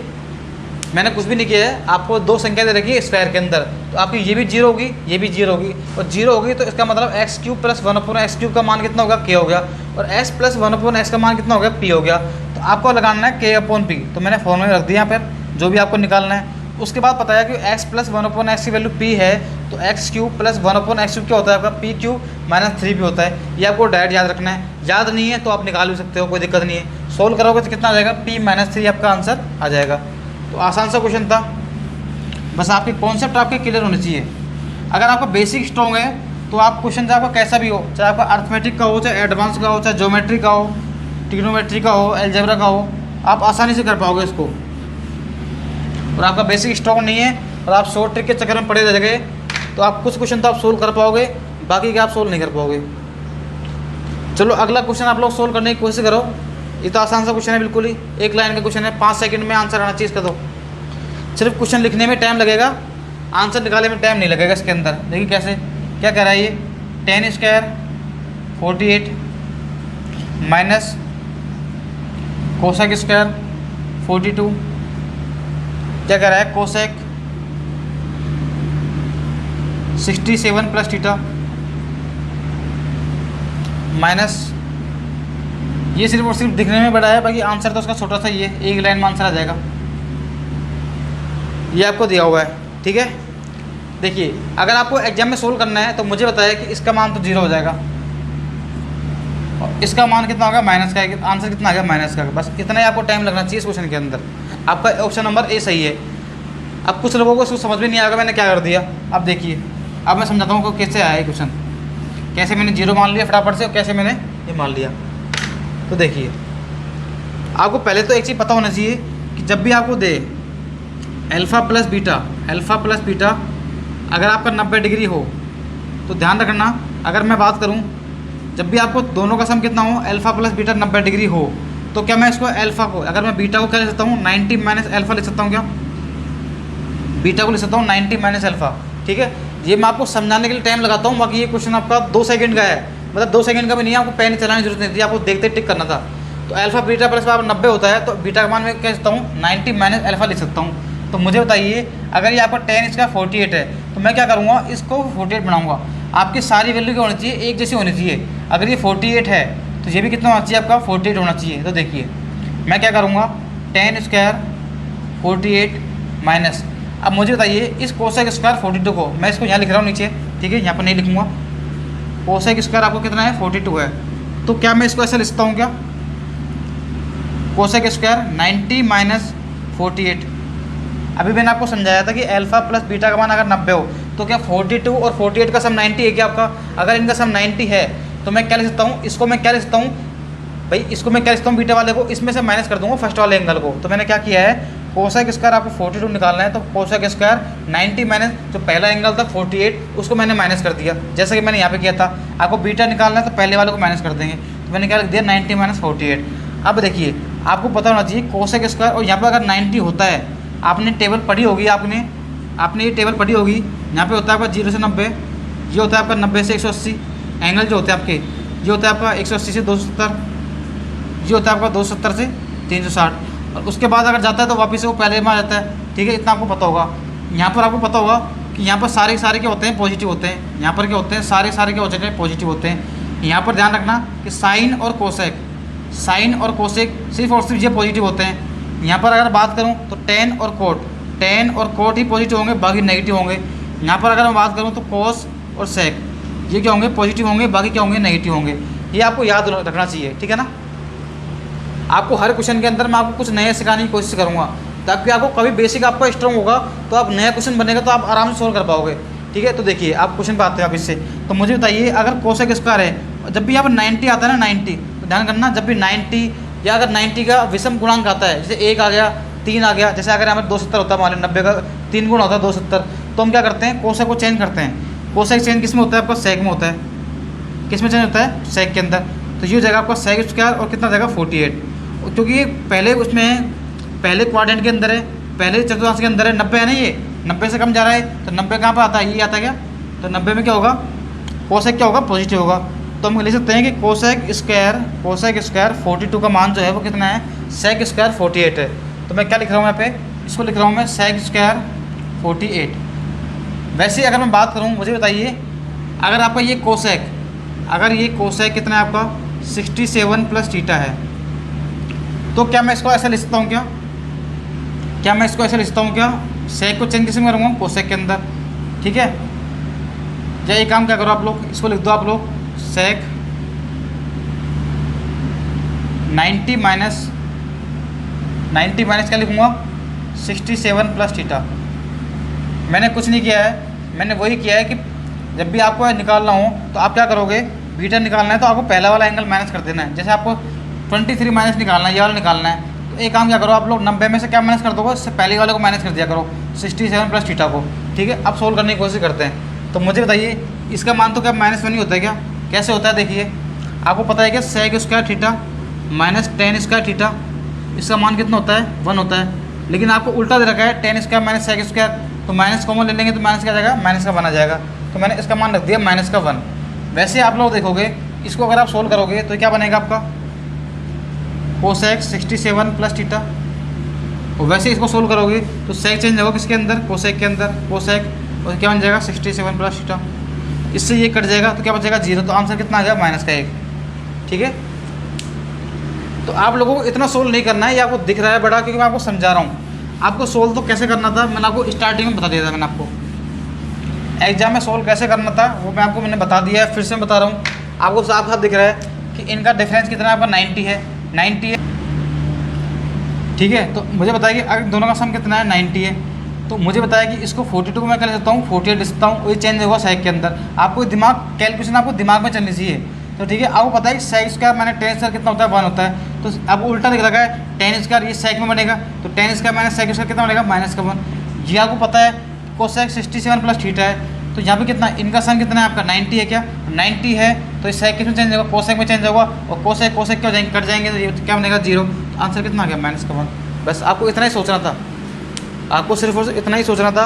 उतना मैं आपको थोड़ा सा बेसिक में मैं चला गया था, इसलिए थोड़ा सा टाइम लग गया इस क्वेश्चन के अंदर, ठीक है। मैं चाहूँ तो हर क्वेश्चन में आपको 5-10 सेकंड में करके निकल जाऊँ, लेकिन आपको उससे कोई फ़ायदा नहीं होगा। जब नया क्वेश्चन बनेगा तो आपको फिर से प्रॉब्लम आएगी। तो मैं चाहता हूँ अगर बेसिक क्लियर है तो आप नया क्वेश्चन भी आराम से कर पाओगे। चलो अगला क्वेश्चन सोल्व करने की कोशिश करो। और इस तरह का क्वेश्चन मैं आपको पहले करवा चुका हूँ। क्या करा, देखिए क्वेश्चन 9 माइनस 2 इंटू √11 माइनस 6 √2। चलो इसका आंसर करके देखो, मैं आपको 5-10 सेकंड देता हूँ। 10 सेकंड का टाइम लगना चाहिए आपको इस क्वेश्चन सोल्व करने के लिए, और सोल्व करने की इसको कोशिश करो आप लोग।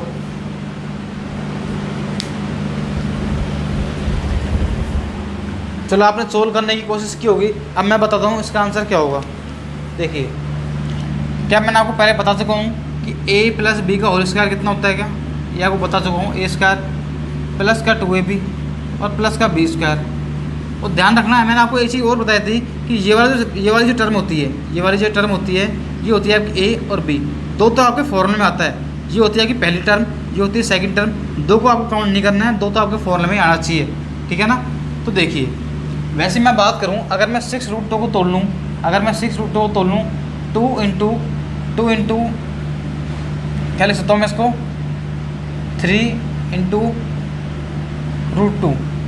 क्या मैं ऐसा लिख सकता हूँ इसको, क्या मैं इसको ऐसा लिख सकता हूँ क्या।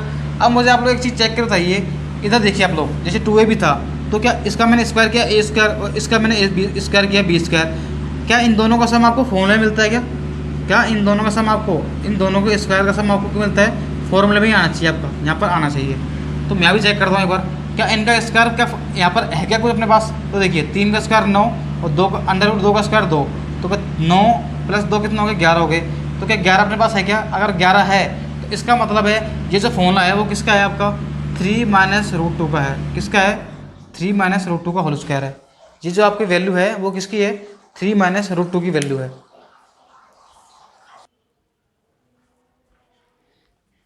ठीक है, तो ये क्या बन गया आपका? 3 माइनस रूट टू का होल स्क्वायर आपका बन गया ये वाला। ठीक है ना। तो देखिए जैसे यहाँ बना था, देखिए यहाँ क्या बनेगा आपका? ए प्लस बी का होल स्क्वायर बनता है आपका यहाँ पे। जब आपके पास ए भी है बी भी है और इनका स्क्वायर का सम भी आपके पास है, और जहाँ पे अगर यहाँ पे साइन किसका है? प्लस का है, तो बीच का साइन किसका आएगा? प्लस का आएगा। यहाँ पर साइन किसका है? माइनस का है, तो किसका साइन आएगा? माइनस का साइन आ जाएगा। बस इतना आपको लोगों को सोचना था आपको। ठीक है, तो ये 3 माइनस रूट टू का होल स्क्वायर बन जाएगा।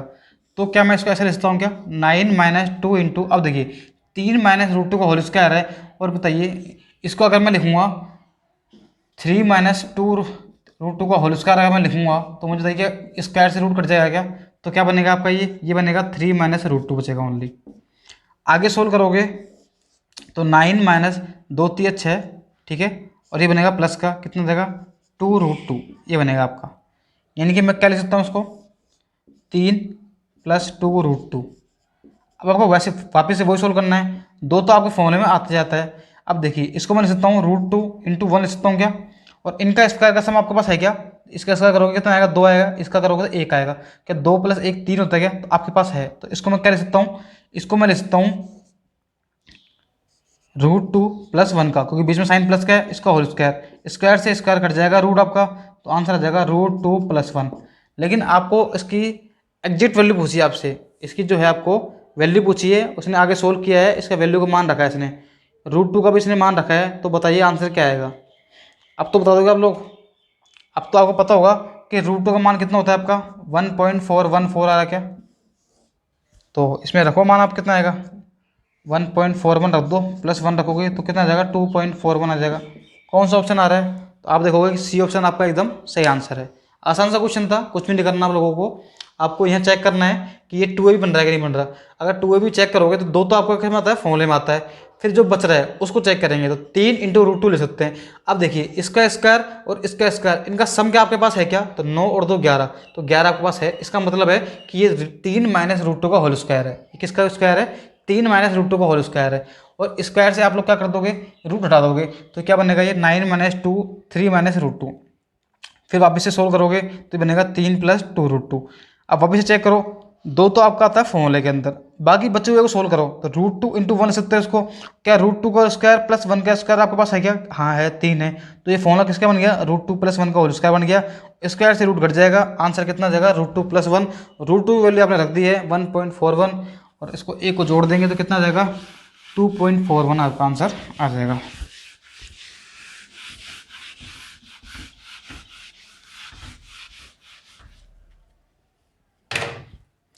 चलो अगला क्वेश्चन सोल्व करने की कोशिश करो। अगला क्वेश्चन सोल्व करने की कोशिश करो, और ये भी एक अच्छा क्वेश्चन है, एग्जाम में आता रहता है आपके। और इसका आंसर अगर किसी को आता है तो कमेंट में लिख के बताओ मुझे फटाफट से।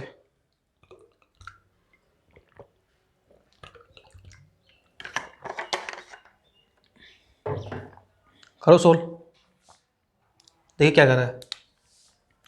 मैं करता हूँ सोल्व इसको।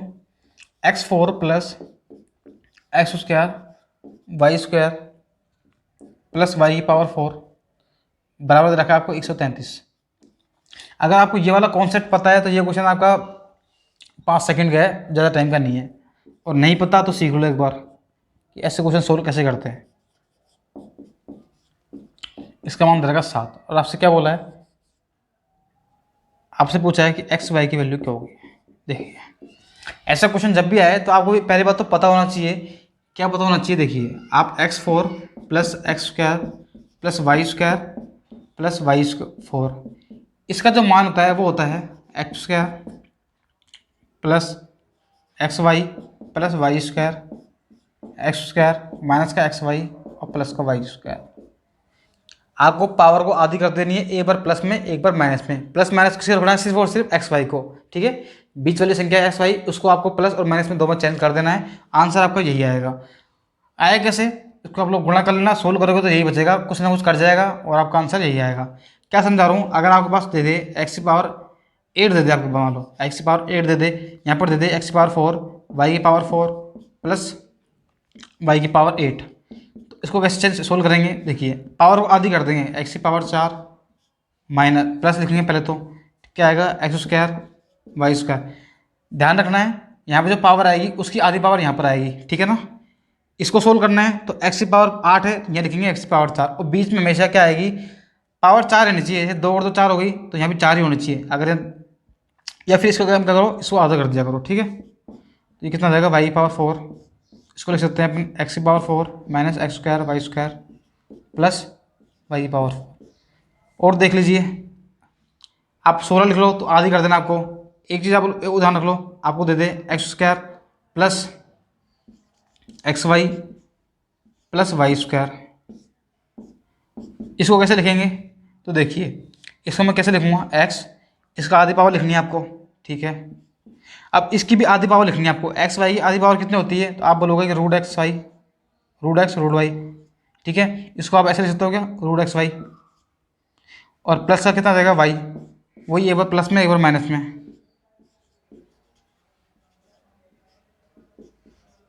तो ये चीज़ आपको याद रखनी है, ठीक है ना। ये चीज़ आपको याद है तो आप क्वेश्चन आसानी से कर पाओगे। ये चीज़ आपको याद रखनी है। आई कैसे, तो एक काम करना, इनको गुणा कर लेना, फिर सोल्व करोगे तो भी आ जाएगा, कोई दिक्कत नहीं है। बाकी आपको ये याद रखनी है, ठीक है। अब देखिए क्वेश्चन को सोल्व कैसे करेंगे। तो मुझे आप लोग बताइए, आपको पता है कि इसकी वैल्यू एक्स की power 4 plus x square y square plus y square बराबर क्या लिख सकता हूँ मैं इसको, x square plus x y plus y square x square minus x y और प्लस का वाई स्क्वायर, ठीक है। और इसकी वैल्यू आपको दी हुई है 133, और ये वाली आपको निकालनी है x square plus x y plus y square, और इसका मान कितना दे रखा है आपको, 7 दे रखा है। तो 7 को इसके बटे में ले जाएंगे आप लोग, 7 को इसके बटे में ले जाएंगे तो x square plus x y plus y square, इसका मान कितना जाएगा, तो आप बोलोगे 19 37 33, 19 आ जाएगा, ठीक है। कितना आ गया, 19 आ गया। अब क्या निकालना है आप लोगों को, निकालना है एक्स वाई, आप लोगों को क्या निकालना है, एक्स वाई। अब मुझे आप लोग बताइए, आपके पास x square plus x y plus y square बराबर दे रखा है 19, और x square minus x y plus y square, इसका मान कितना दे रखा है आपको दे रखा है कितना, 7। तो एक काम करो, माइनस कर दिया करो, पहले में से अगर सेकंड को माइनस करो। अगर आपको x square plus y square की वैल्यू चाहिए होती तो आप जोड़ते, आपको चाहिए एक्स वाई की, तो अगर आप जोड़ोगे तो ये कट जाएगा, आपको तो इसी वैल्यू चाहिए, तो एक काम करो, इसको माइनस कर दो सबको देगा, ठीक है। आप सोल्व करो, ये कट जाएगा, ये भी कट जाएगा, कितना बचेगा, 2x वाई बराबर आ जाएगा 19 में 7 माइनस करोगे तो कितना आएगा बताइए, 12। तो एक्स वाई का मान कितना आ जाएगा, 6 आ जाएगा। तो ऑप्शन नंबर डी आपका एकदम सही आंसर है, ठीक है। आसान सा क्वेश्चन है, बस आपको ये वाली फॉर्मेट आपको याद रखना है। ये फॉर्मेट आपको याद है तो आपको पता है कि इसका मान जो है इन दोनों के सम मल्टीपल के बराबर होता है। इसकी वैल्यू आपको 133 दी हुई है, इसकी वैल्यू आपको निकालनी है, इसकी वैल्यू आपको 7 दी हुई है, तो इसकी वैल्यू आ गई 19, और आपको निकालना है एक्स वाई की वैल्यू, एक्स वाई की निकालनी है। दोनों वैल्यू आपको पता है तो एक काम कर दिया करो, इसको इसमें से माइनस कर देंगे तो आंसर आ जाएगा आपका, ठीक है। सिंपल सा क्वेश्चन था, कोई दिक्कत होनी नहीं चाहिए इसके अंदर, बस नया एक कॉन्सेप्ट था वो मैंने आपको सिखा दिया है। बस आप इसको ढंग से उतार लेना, एक बार इसको ध्यान रखना। आपकी बार क्वेश्चन 4 पावर में बना है, आपके बार 8 में बन सकता है, फिर 16 में बन सकता है। क्वेश्चन आपका कैसे भी बन सकता है, ठीक है। क्वेश्चन आपका कैसे भी बन सकता है, बस आपको ये चीज़ ध्यान रखनी है।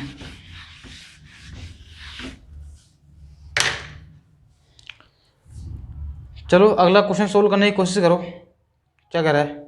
अगला क्वेश्चन पढ़ो और फटाफट से सोल्व करने की कोशिश करो, आसान से क्वेश्चन है, करो सोल्व फटाफट से। क्या कह रहा है देखिए, एक वृत्त में 2 जीवा हैं ए बी और सी डी, एक दूसरे को आंतरिक रूप से पी पर डिवाइड करती है, देखिए प्रतिचित करती है। क्या कह रहे हैं, देखो एक सर्किल है आपका, इसके अंदर 2 रेखाएं हैं, 2 जीवा हैं, 2 जीवा हैं जो अंदर ही डिवाइड कर रही हैं, अंदर ही क्या कर रही हैं, एक दूसरे को इंटरसेक्ट कर रही हैं। ए बी है और एक सी डी है,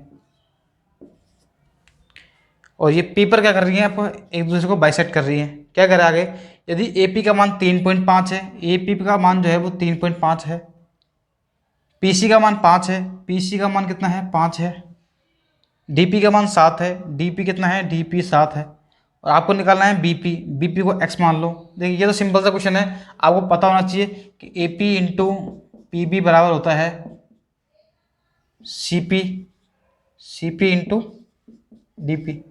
मान रख दो, मान रखना है इसके अंदर। तो ए पी कितना है, देखिए ए पी कितना है आपके पास 3.5, पी बी कितना है, एक्स निकालना है आपको, सी पी कितना है 5 है, डी पी कितना है 7 है। सोल्व कर लो कितना आएगा बताइए। देखिए सोल्व करो तो कितना आएगा बताइए। तो एक काम करो आप लोग, 7 से काट दो ये 5 बार, 0.5 आएगा क्या, एक्स मान कितना आ जाएगा 5/0.5, 5 आएगा और ये पॉइंट को हटाओगे ऊपर जाएगा 10, ठीक है। 5 से काट दो कितना जाएगा, एक्स मान आ गया 10। तो ये आपका आंसर था। उतार लो इसको, आसान सा क्वेश्चन था, कोई दिक्कत होनी नहीं चाहिए इसके अंदर था। आपको सिंपल सा क्वेश्चन था, कोई दिक्कत इसमें होनी नहीं चाहिए आप लोगों को।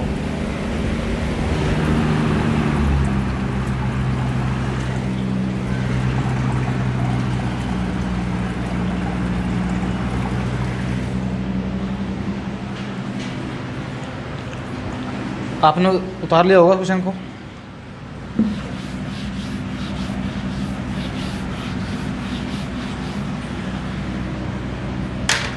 चलो अगला क्वेश्चन सोल्व करने की कोशिश करो।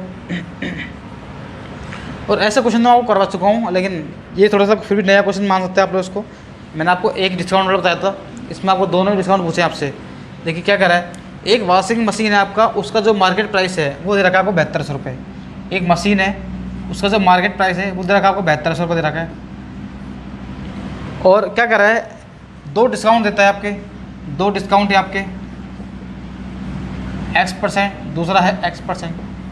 2 डिस्काउंट हैं X% के, और 2 डिस्काउंट देने के बाद में वो बेचता है कितने में, यानी कि सेलिंग प्राइस आपको दे रखा है, कितना दे रखा है 5512.60.50, ठीक है। तो देखिए इस क्वेश्चन को कैसे सोल्व करेंगे, पहले क्या करेंगे, ऐसे क्वेश्चन का निकालते हैं हम रेशियो। क्या निकालते हैं, रेशियो निकालेंगे। तो देखिए पॉइंट से हटा लो आप लोग, तो बटे में कितना आएगा, 2 जीरो जाएगी, और 1 जीरो से 1 जीरो तो काट दोगे, और ये 10 चल जाएगा इधर, 10 चल जाएगा इधर। तो मैं सोच सकता हूँ 72,000 इंटू 5512, सॉरी 5 और लिखा है वो, ठीक है। तो अब इसको सोल्व करने की कोशिश करो। मुझे बताइए क्या ये 25 से कट जाएगा क्या। तो एक काम करो, ये 2 जीरो है ना, इसको काट दो 4 से। भाई ये 100 है ना, एक तरह से 100 ही बनेगा, ये 25 चौको 100 हो गया। और इसको काटोगे आप लोग, कितने बार कटेगा, देखिए 25 दूना 50, 5 देगा, फिर 25 दूना 50, 1 0, ये बनेगा 2205। और अब सोल्व करो इसको, अब कितने से कटेगा ये, आपको हो गया कि ये 5 से और कट जाएगा, तो 5 से काट दो 720 को, तो कितने बार कटेगा ये, 5 से 5, 2 बार जाएगा 520, और ये बनेगा कितनी बार, 1 मिनट, इंटू 4 है ना, ये बन जाएगा। इसको काटोगे 5 से कितना बनेगा, 520, 520 ये बन जाएगा। तो अब सोल्व करने की कोशिश करो, ये कितने का क्या है आपका, देखिए इसको सोल्व करोगे तो कितना आएगा, ये 4 चौको 16, 7, ये 5, ये 576 है, और ये कितना है 441। अब आप लोगों को पता लग गया कि ये तो कितने का स्क्वायर है, ये आपका 26 का स्क्वायर है, सॉरी 24 का है ना, ये 24 का स्क्वायर है, और ये कितने का स्क्वायर है 21 का। क्योंकि आपको 2 डिस्काउंट दिए हुए हैं ना आपको, इसलिए स्क्वायर आ रहा है आपका, 2 डिस्काउंट है इसलिए स्क्वायर आ रहा है। तो मैं ऐसा कह सकता हूँ कि आपको तो एक की भी निकालनी है, आपको तो एक ही डिस्काउंट निकालना है, तो हमें 24 से निकालना है 21 पे। तो कितने का डिस्काउंट दिया है हमें, 24 की वैल्यू अगर वो 21 में बेचेगा तो मुझे बताइए डिस्काउंट कितने का होगा। 24 की वैल्यू अगर वो 21 में बेच रहा है तो डिस्काउंट देगा कितने का, 3 का, कितने पे 24 पे। सोल्व कर लो कितना आ जाएगा, 3 से काट दो 8 बार, और 1/8 का मतलब होता है 12.5%, ठीक है, या फिर भाग दे लेना आप लोग। तो सिंपल सा क्वेश्चन था, आप लोगों को एमपी और एसपी का रेशियो निकालना है। बस ये क्वेश्चन आसान तब होगा जब आपने इस क्वेश्चन को इस तरीके से सोल्व करोगे। बाकी अगर आप इसको 100 - x 100 - x कर करोगे तो आपको थोड़ी सी दिक्कत आएगी इसके अंदर, ठीक है। तो मैंने रेशियो निकाल लिया, कितना आ गया 576 और 441। अब आपको पता है कि ये 24 का स्क्वायर है, ये 21 का स्क्वायर है। आपको 2 पूछे थे अपने, एक्स और एक्स 2 डिस्काउंट देते, आपको तो एक ही डिस्काउंट निकालना है। तो 24 से वैल्यू कितना आ गई, 21 हो गई, 3/24 यानी कि 12.5% आपका क्या आ गया, एक डिस्काउंट आ गया। और ये निकालना था आपको एक्स की वैल्यू।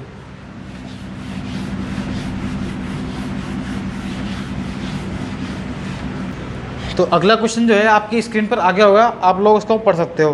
देखिए क्या कह रहा है, और CI का ये एक बहुत ही आसान क्वेश्चन है, और मैं आपको बता चुका हूँ, आपको बार रेट और टाइम जब भी हो तो आपको CI परसेंटेज से आपको सोल्व करना है, ठीक है। देखिए क्या कह रहा है क्वेश्चन, 2 वर्ष के लिए आपको रेट दी हुई है, 2 वर्ष का टाइम दिया हुआ है आपका 2 ईयर,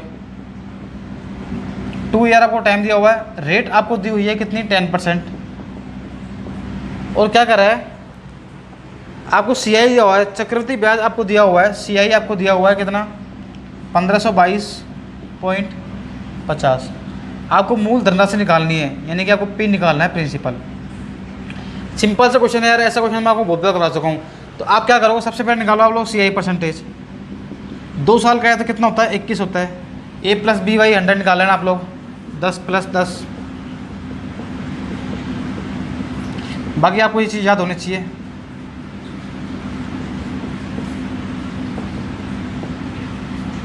ठीक है, तो देखिए कितना आ गया, CI परसेंट आपका 21 आ गया।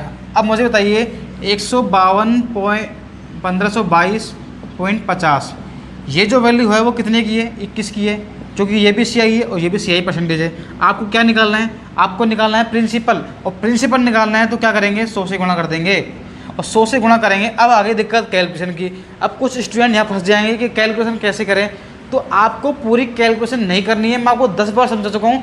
और आपको ये चीज़ ध्यान रखनी है, एग्जाम में आप एग्जामिनर को आपको ये नहीं दिखाना है कि मुझे कितनी कैलकुलेशन आती है, मुझे कितने गुणा भाग आते हैं। आपको तो टाइम बचाना है, आपको तो अपने स्मार्ट वर्क करना है, और आपको विदिन सेकंड आपको क्वेश्चन टिक करना है। आपको वो ऑप्शन टिक करने से मतलब है, आपको सॉल्यूशन से मतलब नहीं है कि आपने सॉल्यूशन कैसे किया है। देखिए पॉइंट को हटा दूंगा तो क्या 2 जीरो आने क्या, और 2 जीरो से 2 जीरो कट जाएंगी। अब मुझे आप लोग बताइए, आप इसमें चाहे कितने का भाग दो, को मुझे उससे मतलब नहीं है। तो मुझे बताइए कि लास्ट में तो जीरो आनी है क्या, लास्ट में 1 जीरो तो आनी है, ये तो आपको पता लग गया होगा। अब मुझे बताइए, अब इसको भूल जाइए आप लोग। अब मुझे बताइए 21 को मैं किससे गुणा करूं कि यहाँ पर पहली संख्या 5 आए, तो आप कहोगे कि मैं इसको अगर 5 से भाग दे दूं, अगर 5 से गुणा कर दूं तो क्या 5 ही आनी है क्या। इसको मैं कितने से गुणा करूँ, 5 से, तो 5 आएगा, ऊपर भी कितना आएगा, 5 आएगा। अब देखिए कि लास्ट की 2 डिजिट हैं वो कितनी आ रही है, कि अब लास्ट की 2 डिजिट 50 आ रही है कि किसी ऑप्शन में, तो आप कहोगे कि ए ऑप्शन आपका आ रहा है कि 725 आ रहा है। तो 72 से 50 के आगे आपका आंसर, यानी कि मैंने पूरा क्वेश्चन सोल्व भी नहीं किया, मैंने पूरा क्वेश्चन जो है वो सोल्व भी नहीं किया और आपका आंसर आ गया। आपको तो पूरा क्वेश्चन सोल्व नहीं करना है, और कोई चाहता है कि नहीं मुझे तो टाइम वेस्ट करना ही करना है, कोई तो मन में ठान के आया है कि मुझे तो टाइम वेस्ट करना ही करना है, तो भी चलो उनके लिए मैं कर देता हूँ क्वेश्चन को सोल्व। देखिए 3 से काट दो, 7 से काट दो 3 बार, और 7 से काट दो कितनी बार, 7 दूनी 14, 1 7 1 7 5 5 आ गया, 7 2 7 49, 3 7 5 35। अब 3 से काट दो, 3 7 21, 3 दूनी 6, 3 5 15, तो भी आंसर तो वही आएगा 72 से 50। इतना करोगे तो भी आपको वही नंबर मिलने हैं, और आप एक सेकंड में कर दोगे तो भी आपको वही मार्क्स मिलेंगे, मार्क्स तो आपको बराबर मिलने हैं। तो फिर अगर आप ऐसे करोगे तो एक पता नहीं कितने स्टूडेंट आपसे आगे निकल जाएंगे। तो आपको स्मार्ट वर्क करना है, हार्ड वर्क नहीं करना है आपको ना, स्मार्ट वर्क पर ध्यान देना है, हार्ड वर्क पर आपको ध्यान नहीं देना है, तभी आप लोग एग्जाम में क्रैक कर पाओगे। क्योंकि जब भी फॉर्म भरते हैं आपको पता होता है, वैकेंसी निकलती है 5000, फॉर्म भरते हैं आपके 50,000, सॉरी 5 लाख 10 लाख, 5000 पे तो बहुत भरते हैं, 30 लाख। ठीक है, चलो अगला क्वेश्चन आप देखो, अगला क्वेश्चन सोल्व करने की कोशिश करो आप लोग फटाफट से। क्या कह रहा है देखिए, एक नाव को धारा के प्रवाह की दिशा में x से y स्थान तक जाने और धारा की प्रवाह के साथ आने में y से x स्थान तक वापस आने में 4 घंटे का समय लगता है, और x से y की डिस्टेंस आपको दे रखी है 10.5 किलोमीटर। आपकी डिस्टेंस दे रखी है, ये मान लेता हूँ मैं x पॉइंट, ये मान लेता हूँ y पॉइंट, इनमें जो बीच की डिस्टेंस वो रखी है आपको 10.5 किलोमीटर। क्या कर रहा है ये, एक नाव है, यहाँ पर कोई नाव खड़ी है, ये आपका समुद्र है कोई मान लीजिए। वो पहले तो धारा की दिशा में जाती है, धारा ऐसे बह रही है तो नाव पहले ऐसे जाती है वाई तक, फिर वापस आती है धारा की विपरीत दिशा में अंदर, और जो टोटल डिस्टेंस तय करती है वो तय करती है कितनी, जाने में करती है 10.5 और आने में करती है 10.5। ठीक है, तो टोटल जो टाइम लगता है उसको लगता है 4 घंटे का समय, ये इसने बोला है। यानी कि मैं ऐसा लिखता हूँ क्या कि डी आपकी डिस्टेंस कितनी है, 10.5 किलोमीटर डिस्टेंस है आपकी। और अगर धारा के साथ जा रही है, आपको ये ध्यान रखना है, अगर धारा के साथ जा रही है, धारा के साथ आपको अगर चाल निकालनी है तो वो होती है आपकी x + y, और धारा के अगर विरुद्ध निकालनी है, अपोजिट निकालनी है, तो वो होती है x - y। यहाँ पर x क्या है, x क्या होती है आपकी, ये होती है आपकी शांत जल में चाल। ठीक है, ठीक है, चाल हो गई। और y जो होती है वो होती है आपकी धारा की चाल, यानी कि स्ट्रीम।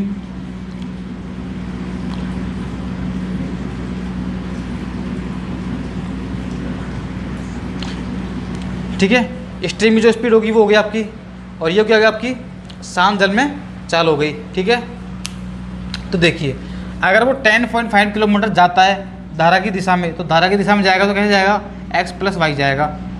फिर क्या करता है वो 10.5 ही जो क्या करता है वापस आता है, वो क्या जाता है अपोजिट डायरेक्शन जाता है, यानी कि x - 5 आता है। अब जो टोटल टाइम लगता है वो लगता है इसको 4 घंटे। तो ये इक्वेशन आपकी बननी चाहिए, जिसने ये इक्वेशन बना ली उसको ये वाला क्वेश्चन समझ में आ जाएगा, वरना तो आपको दिक्कत आएगी। क्वेश्चन फिर समझ लीजिए क्या कर रहा है, एक तरफ वो गया तो 10.5 किलोमीटर तो गया, और धारा की दिशा में गया तो बटे लगा देंगे x + y से, प्लस 10.5 जो है वो आया लेकिन धारा के विरुद्ध आया तो x - y है ना, ये x - y। ठीक है, x - y से आया, और टोटल टाइम जो लगा उसको लगा 4 घंटे। साथ में इसने क्या बोल रहा है, यदि धारा की चाल 9 किलोमीटर दे रखी है, यदि धारा की चाल आपको जो है y की वैल्यू आपको दी हुई है, y की वैल्यू कितनी दी हुई है आपको 9 किलोमीटर दी हुई है पर हावर, y की वैल्यू आपको 9 दी हुई है, तो रख दो इसके अंदर 10.5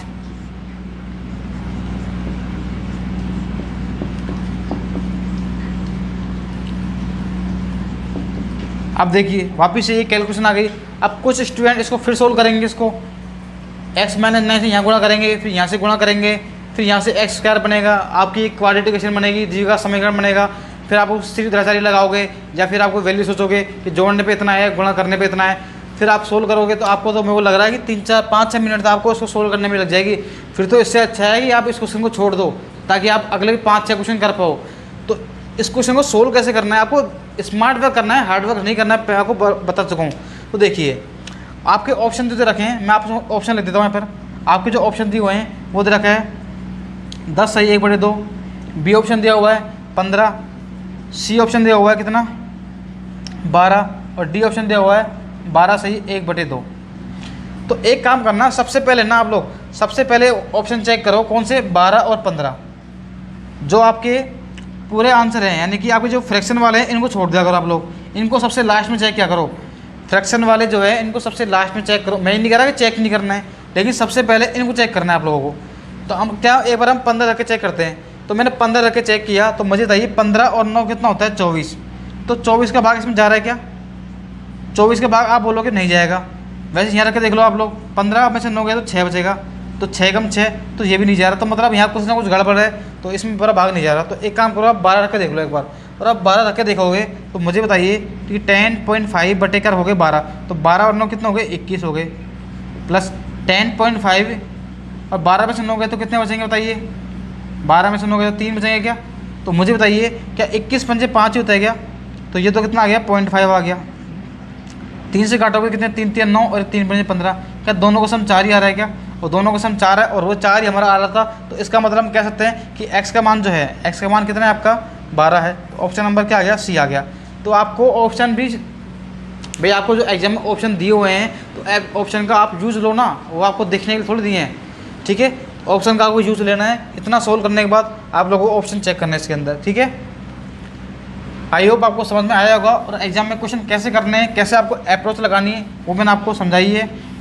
और आप लगा पाते हो तो आपके लिए टाइम बचेगा, और नहीं लगा पाते ठीक है। अगला क्वेश्चन आपकी स्क्रीन पर आ गया होगा, तो आप लोग उसको पढ़ो और सोल्व करने की कोशिश करो। देखिए क्या कह रहा है, 2 बराबर धनराशि हैं जो कि 8% और 4% वार्षिक साधारण ब्याज दर पर एक ही समय पर क्या देते हैं, उधार देते हैं इनको। क्या देते हैं, उधार देते हैं इनको। ठीक है, आगे क्या बोला है, पहली धनराशि जो है दूसरी धनराशि से 2 वर्ष पहले ही प्राप्त हो जाती है। ठीक है, यानी कि अगर किसी को ब्याज समेत किसी को पहले ही पैसे मिल जाते हैं 2 साल पहले, और एक को 2 साल बाद मिलते हैं। ठीक है, ये आपको बोला हुआ है। प्रत्येक धनराशि के लिए प्राप्त होने वाली धनराशि जो है 14,500 रुपये।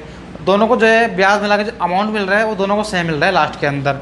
ठीक है, सिर्फ और सिर्फ टाइम का डिफरेंस है और रेट का डिफरेंस है। तो प्रत्येक धनराशि याद कीजिए। देखिए क्या करा है, क्वेश्चन को समझो पहले क्या करा है। और एक चीज़ ध्यान रखना, सेम क्वेश्चन मैंने अपने वीडियो है सिंपल इंटरेस्ट साधारण ब्याज, मैंने सेम क्वेश्चन करवाया है और इससे भी अच्छे मैंने क्वेश्चन करवाए हैं।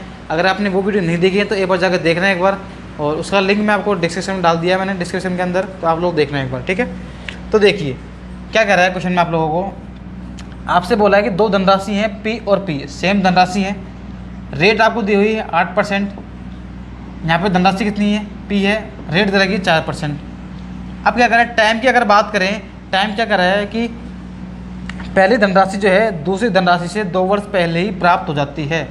2 वर्ष पहले ही प्राप्त होती है। यानी कि अगर वो उसको अमाउंट प्राप्त करना है तो क्या कर रहा है, अगर इसको टाइम लग रहा है t+2 टाइम लग रहा है अमाउंट प्राप्त करने में, इसको अगर t+2 टाइम लग रहा है तो इसको जो अमाउंट मिलेगा वो t समय के अंदर ही मिल जाएगा, यही कह रहा है ये।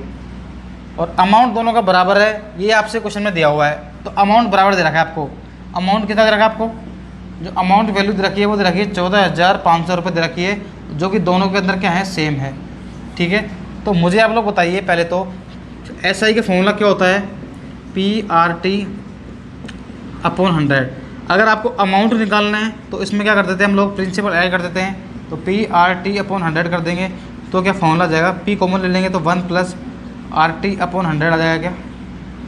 ठीक है, अब मैं लगा देता हूँ फॉर्मूला, देखिए क्या कर रहा है। देखिए अगर मैं पहले की बात करूँ तो पहले पे जो क्या होगा, P+R कितना है आपका, रेट कितनी है 8% है, टाइम आपको नहीं दिया, वो T मान लिया मैंने, /100 बराबर P, दोनों बराबर है ना, 1 प्लस रेट दी हुई आपकी 4 और टाइम जो है वो दे रखा है t+2 बटे 100, ये आपको दिया हुआ है। अब देखिए पीछे P कट जाएगा आपका, 1 से 1 कट जाएगा, क्योंकि 1 इधर जाएगा तो क्या हो जाएगा, माइनस हो जाएगा। अब आप देखो 100 से 100 भी कट जाएगा, 4 से काट दो 2 बार तो क्या बनेगा, ये 2t बराबर t+2 बनेगा। तो t का मान कितना जाएगा आपका, t का मान आ जाएगा 2, t का मान कितना आ गया आपका 2 साल आ गया, t का मान कितना आ गया आपका 2 साल आ गया। अब मुझे बताइए आपके पास टाइम भी है और आपके पास रेट भी है, आपसे बोला कि प्रत्येक धनराशि ज्ञात कीजिए, तो एक काम करो इसको यहाँ रख दो, क्योंकि दोनों का प्रिंसिपल क्या है, सेम है, तो कहीं भी रख दो। तो मुझे बताइए अगर प्रिंसिपल निकालना है आप लोगों को, रेट मैं मान लेता हूँ कि 8% है, टाइम पता है आपको 2 साल है, तो मुझे बताइए इसका जो SI परसेंटेज होगा वो कितना होगा, आप कहोगे कि 16% हो जाएगा। और मैं आपसे कहूँ कि इसका अमाउंट परसेंटेज कितना होगा, तो आप कहोगे कि इसमें 100 ऐड कर देंगे अमाउंट के लिए, तो कितना जाएगा 116%। और आपको 116 की वैल्यू दी है 14,500 रुपये, 14,500 रुपये जो आपको वैल्यू दे रखी है वो क्या 116 की दे रखी है, क्या अमाउंट भी दे रखी है। प्रिंसिपल निकालना है तो 100 से गुणा कर देंगे। अब आप लोग सोल्व करने की कोशिश करो इसको, इस क्वेश्चन को आप लोग सोल्व करने की कोशिश करो तो क्या आएगा आंसर, देखिए तो करो सोल्व करने की कोशिश, कितने से कटेगा ये देखिए आप लोग, कितने से कट सकता है ये। चलो सोल्व कर लेते हैं, काम करते हैं इसको। 4 से कट जाएगा कि 4 दूनी 8, 3 4 आम 36, ठीक है, और 4 से काट दो ये 25 बार। अभी 29 कितने बार कटेगा ये, देखिए 5 से कट जाएगा कि 5 बार, ठीक है, 29 कट जाएगा 5 से इस बार, तो कितना आ जाएगा 25 पंजे 125, तो कितना आ गया 12,500 रुपये आ गया आंसर। ऑप्शन नंबर बी आपका एकदम सही आंसर है। सिंपल सा क्वेश्चन था, क्या कह रहा है देखिए, पहला प्रिंसिपल था उस पर रेट 8% थी और प्रिंसिपल आपका सेम ही है, उस पर रेट 4% है, और जो उनको जो ब्याज समेत जो आपको मिलता है, क्या मिलता है, अमाउंट मिलता है, वो पहले वाले को 2 साल पहले मिल जाता है सेकंड वाले से, ठीक है, और दोनों का अमाउंट सेम है, तो मैंने क्या कर दिया, लगा दिया फॉर्मूला अमाउंट का, ठीक है, और मैंने टाइम और रेट लिख दिया पे, सोल्व किया तो टी का वन कितना आ गया 2 साल आ गया। उसके बाद मुझे क्या पूछा है इसका, आपसे बोला है कि इसका प्रिंसिपल बताइए, तो आपको क्या करा, मैंने रेट टाइम पता है तो मैंने SI परसेंट निकाल लिया, अमाउंट परसेंटेज निकाल लिया, और अमाउंट परसेंटेज जगह मैंने क्या कर दिया 14,500 वैल्यू जो है वो कितने की वैल्यू 116 की, आपको 100 की निकालनी है, तो आंसर आपका आ गया। ठीक है, आसान सा क्वेश्चन था, इसमें दिक्कत आपको नहीं होनी चाहिए।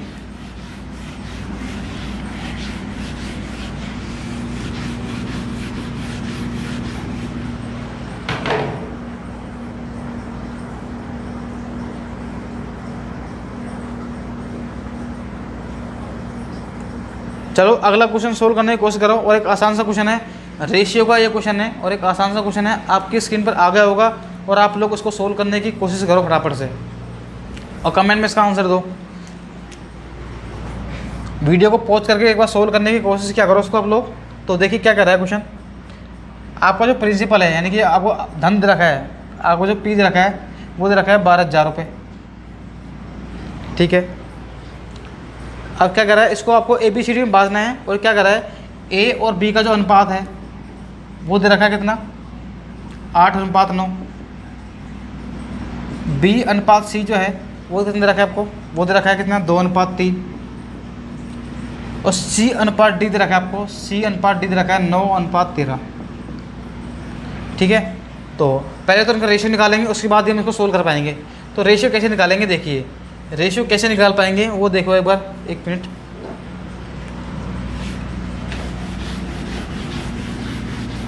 देखिए रेशियो कैसे निकालेंगे,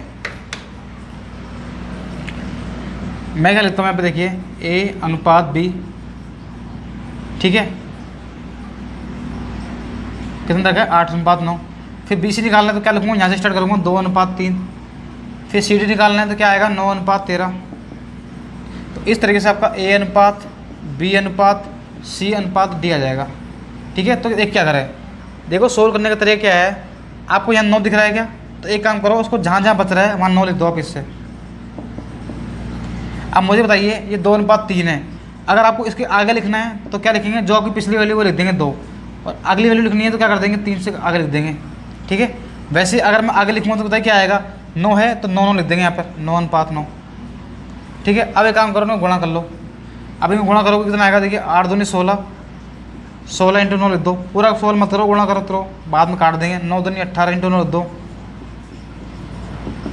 9 × 27 × 9 लिख दो, और एक काम करो इसको लिख दो 9 × 9 लिख दो, ठीक है। सोल्व करो, देखिए 9 से ये 9 कट जाएगा, कट गया नहीं कटा, ओके।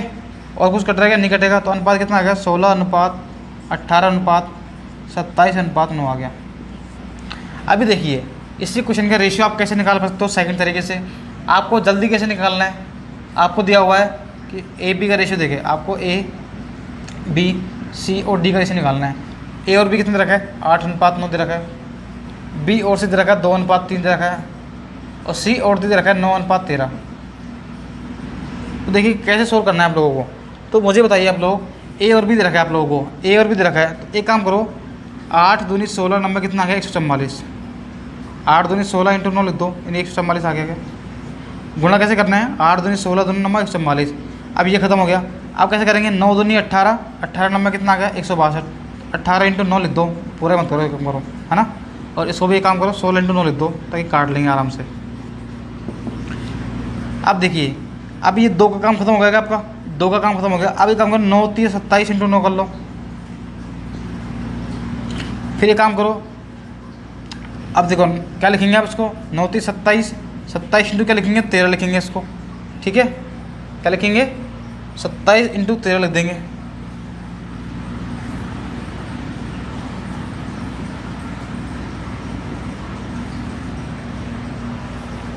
यहाँ कुछ गलती की थी क्या मैंने,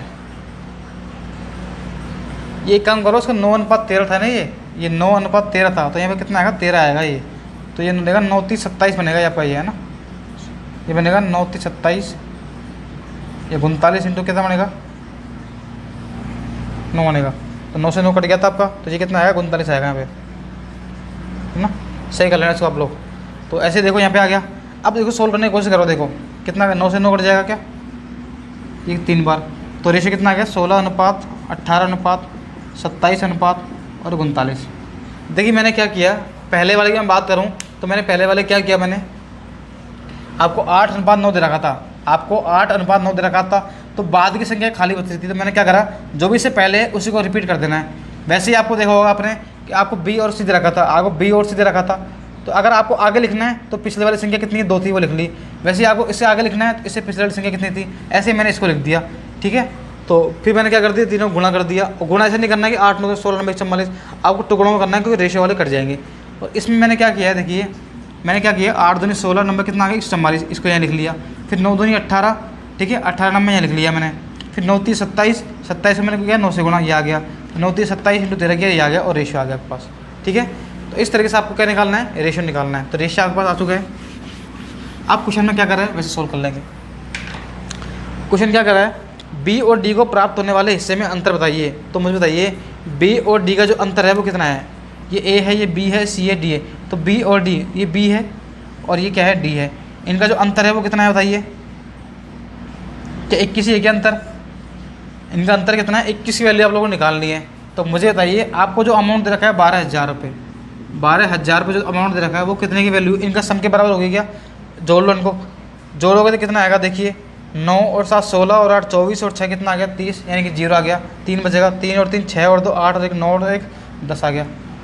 और वैल्यू निकालनी है आपको 21 की निकालनी है, 100 से काट दो आप लोग तो कितना आ जाएगा, 12 कम 12 ये बचेगा, 12 दूनी 24 25 क्या आ जाएगा 252। तो क्या 2520 ही आपका आंसर आ रहा है क्या? तो ऑप्शन नंबर सी आपका एकदम सही आंसर है। ठीक है, यहाँ तक किसी को कोई दिक्कत है क्या? नहीं है क्या? चलो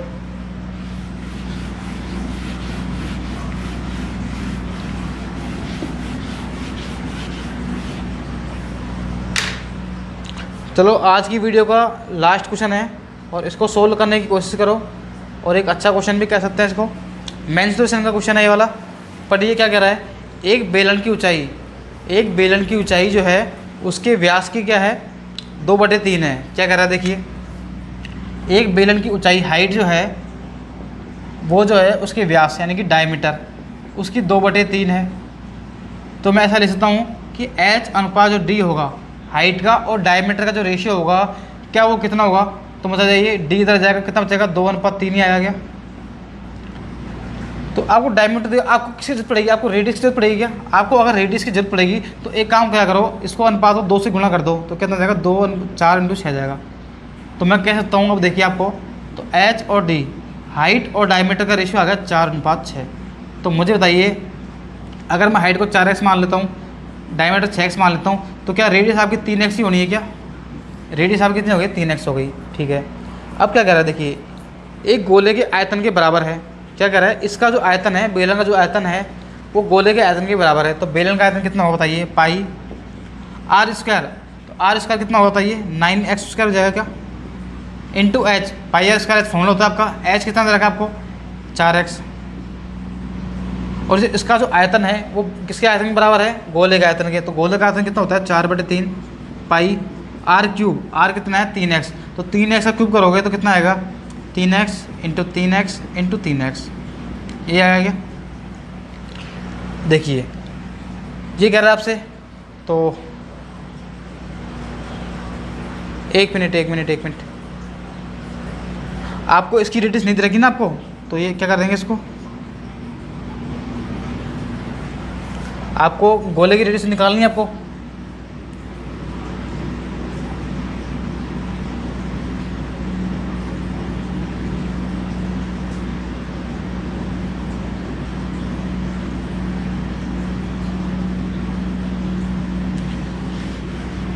एक मिनट रुको ना, आगे आपको दिया हुआ है इसका जो आयतन है 4 सेंट। अरे हाँ आपको जो गोला है, गोले की जो त्रिज्या है, गोले की त्रिज्या दे रखी है आपको, दे रखी है 4 सेंटीमीटर।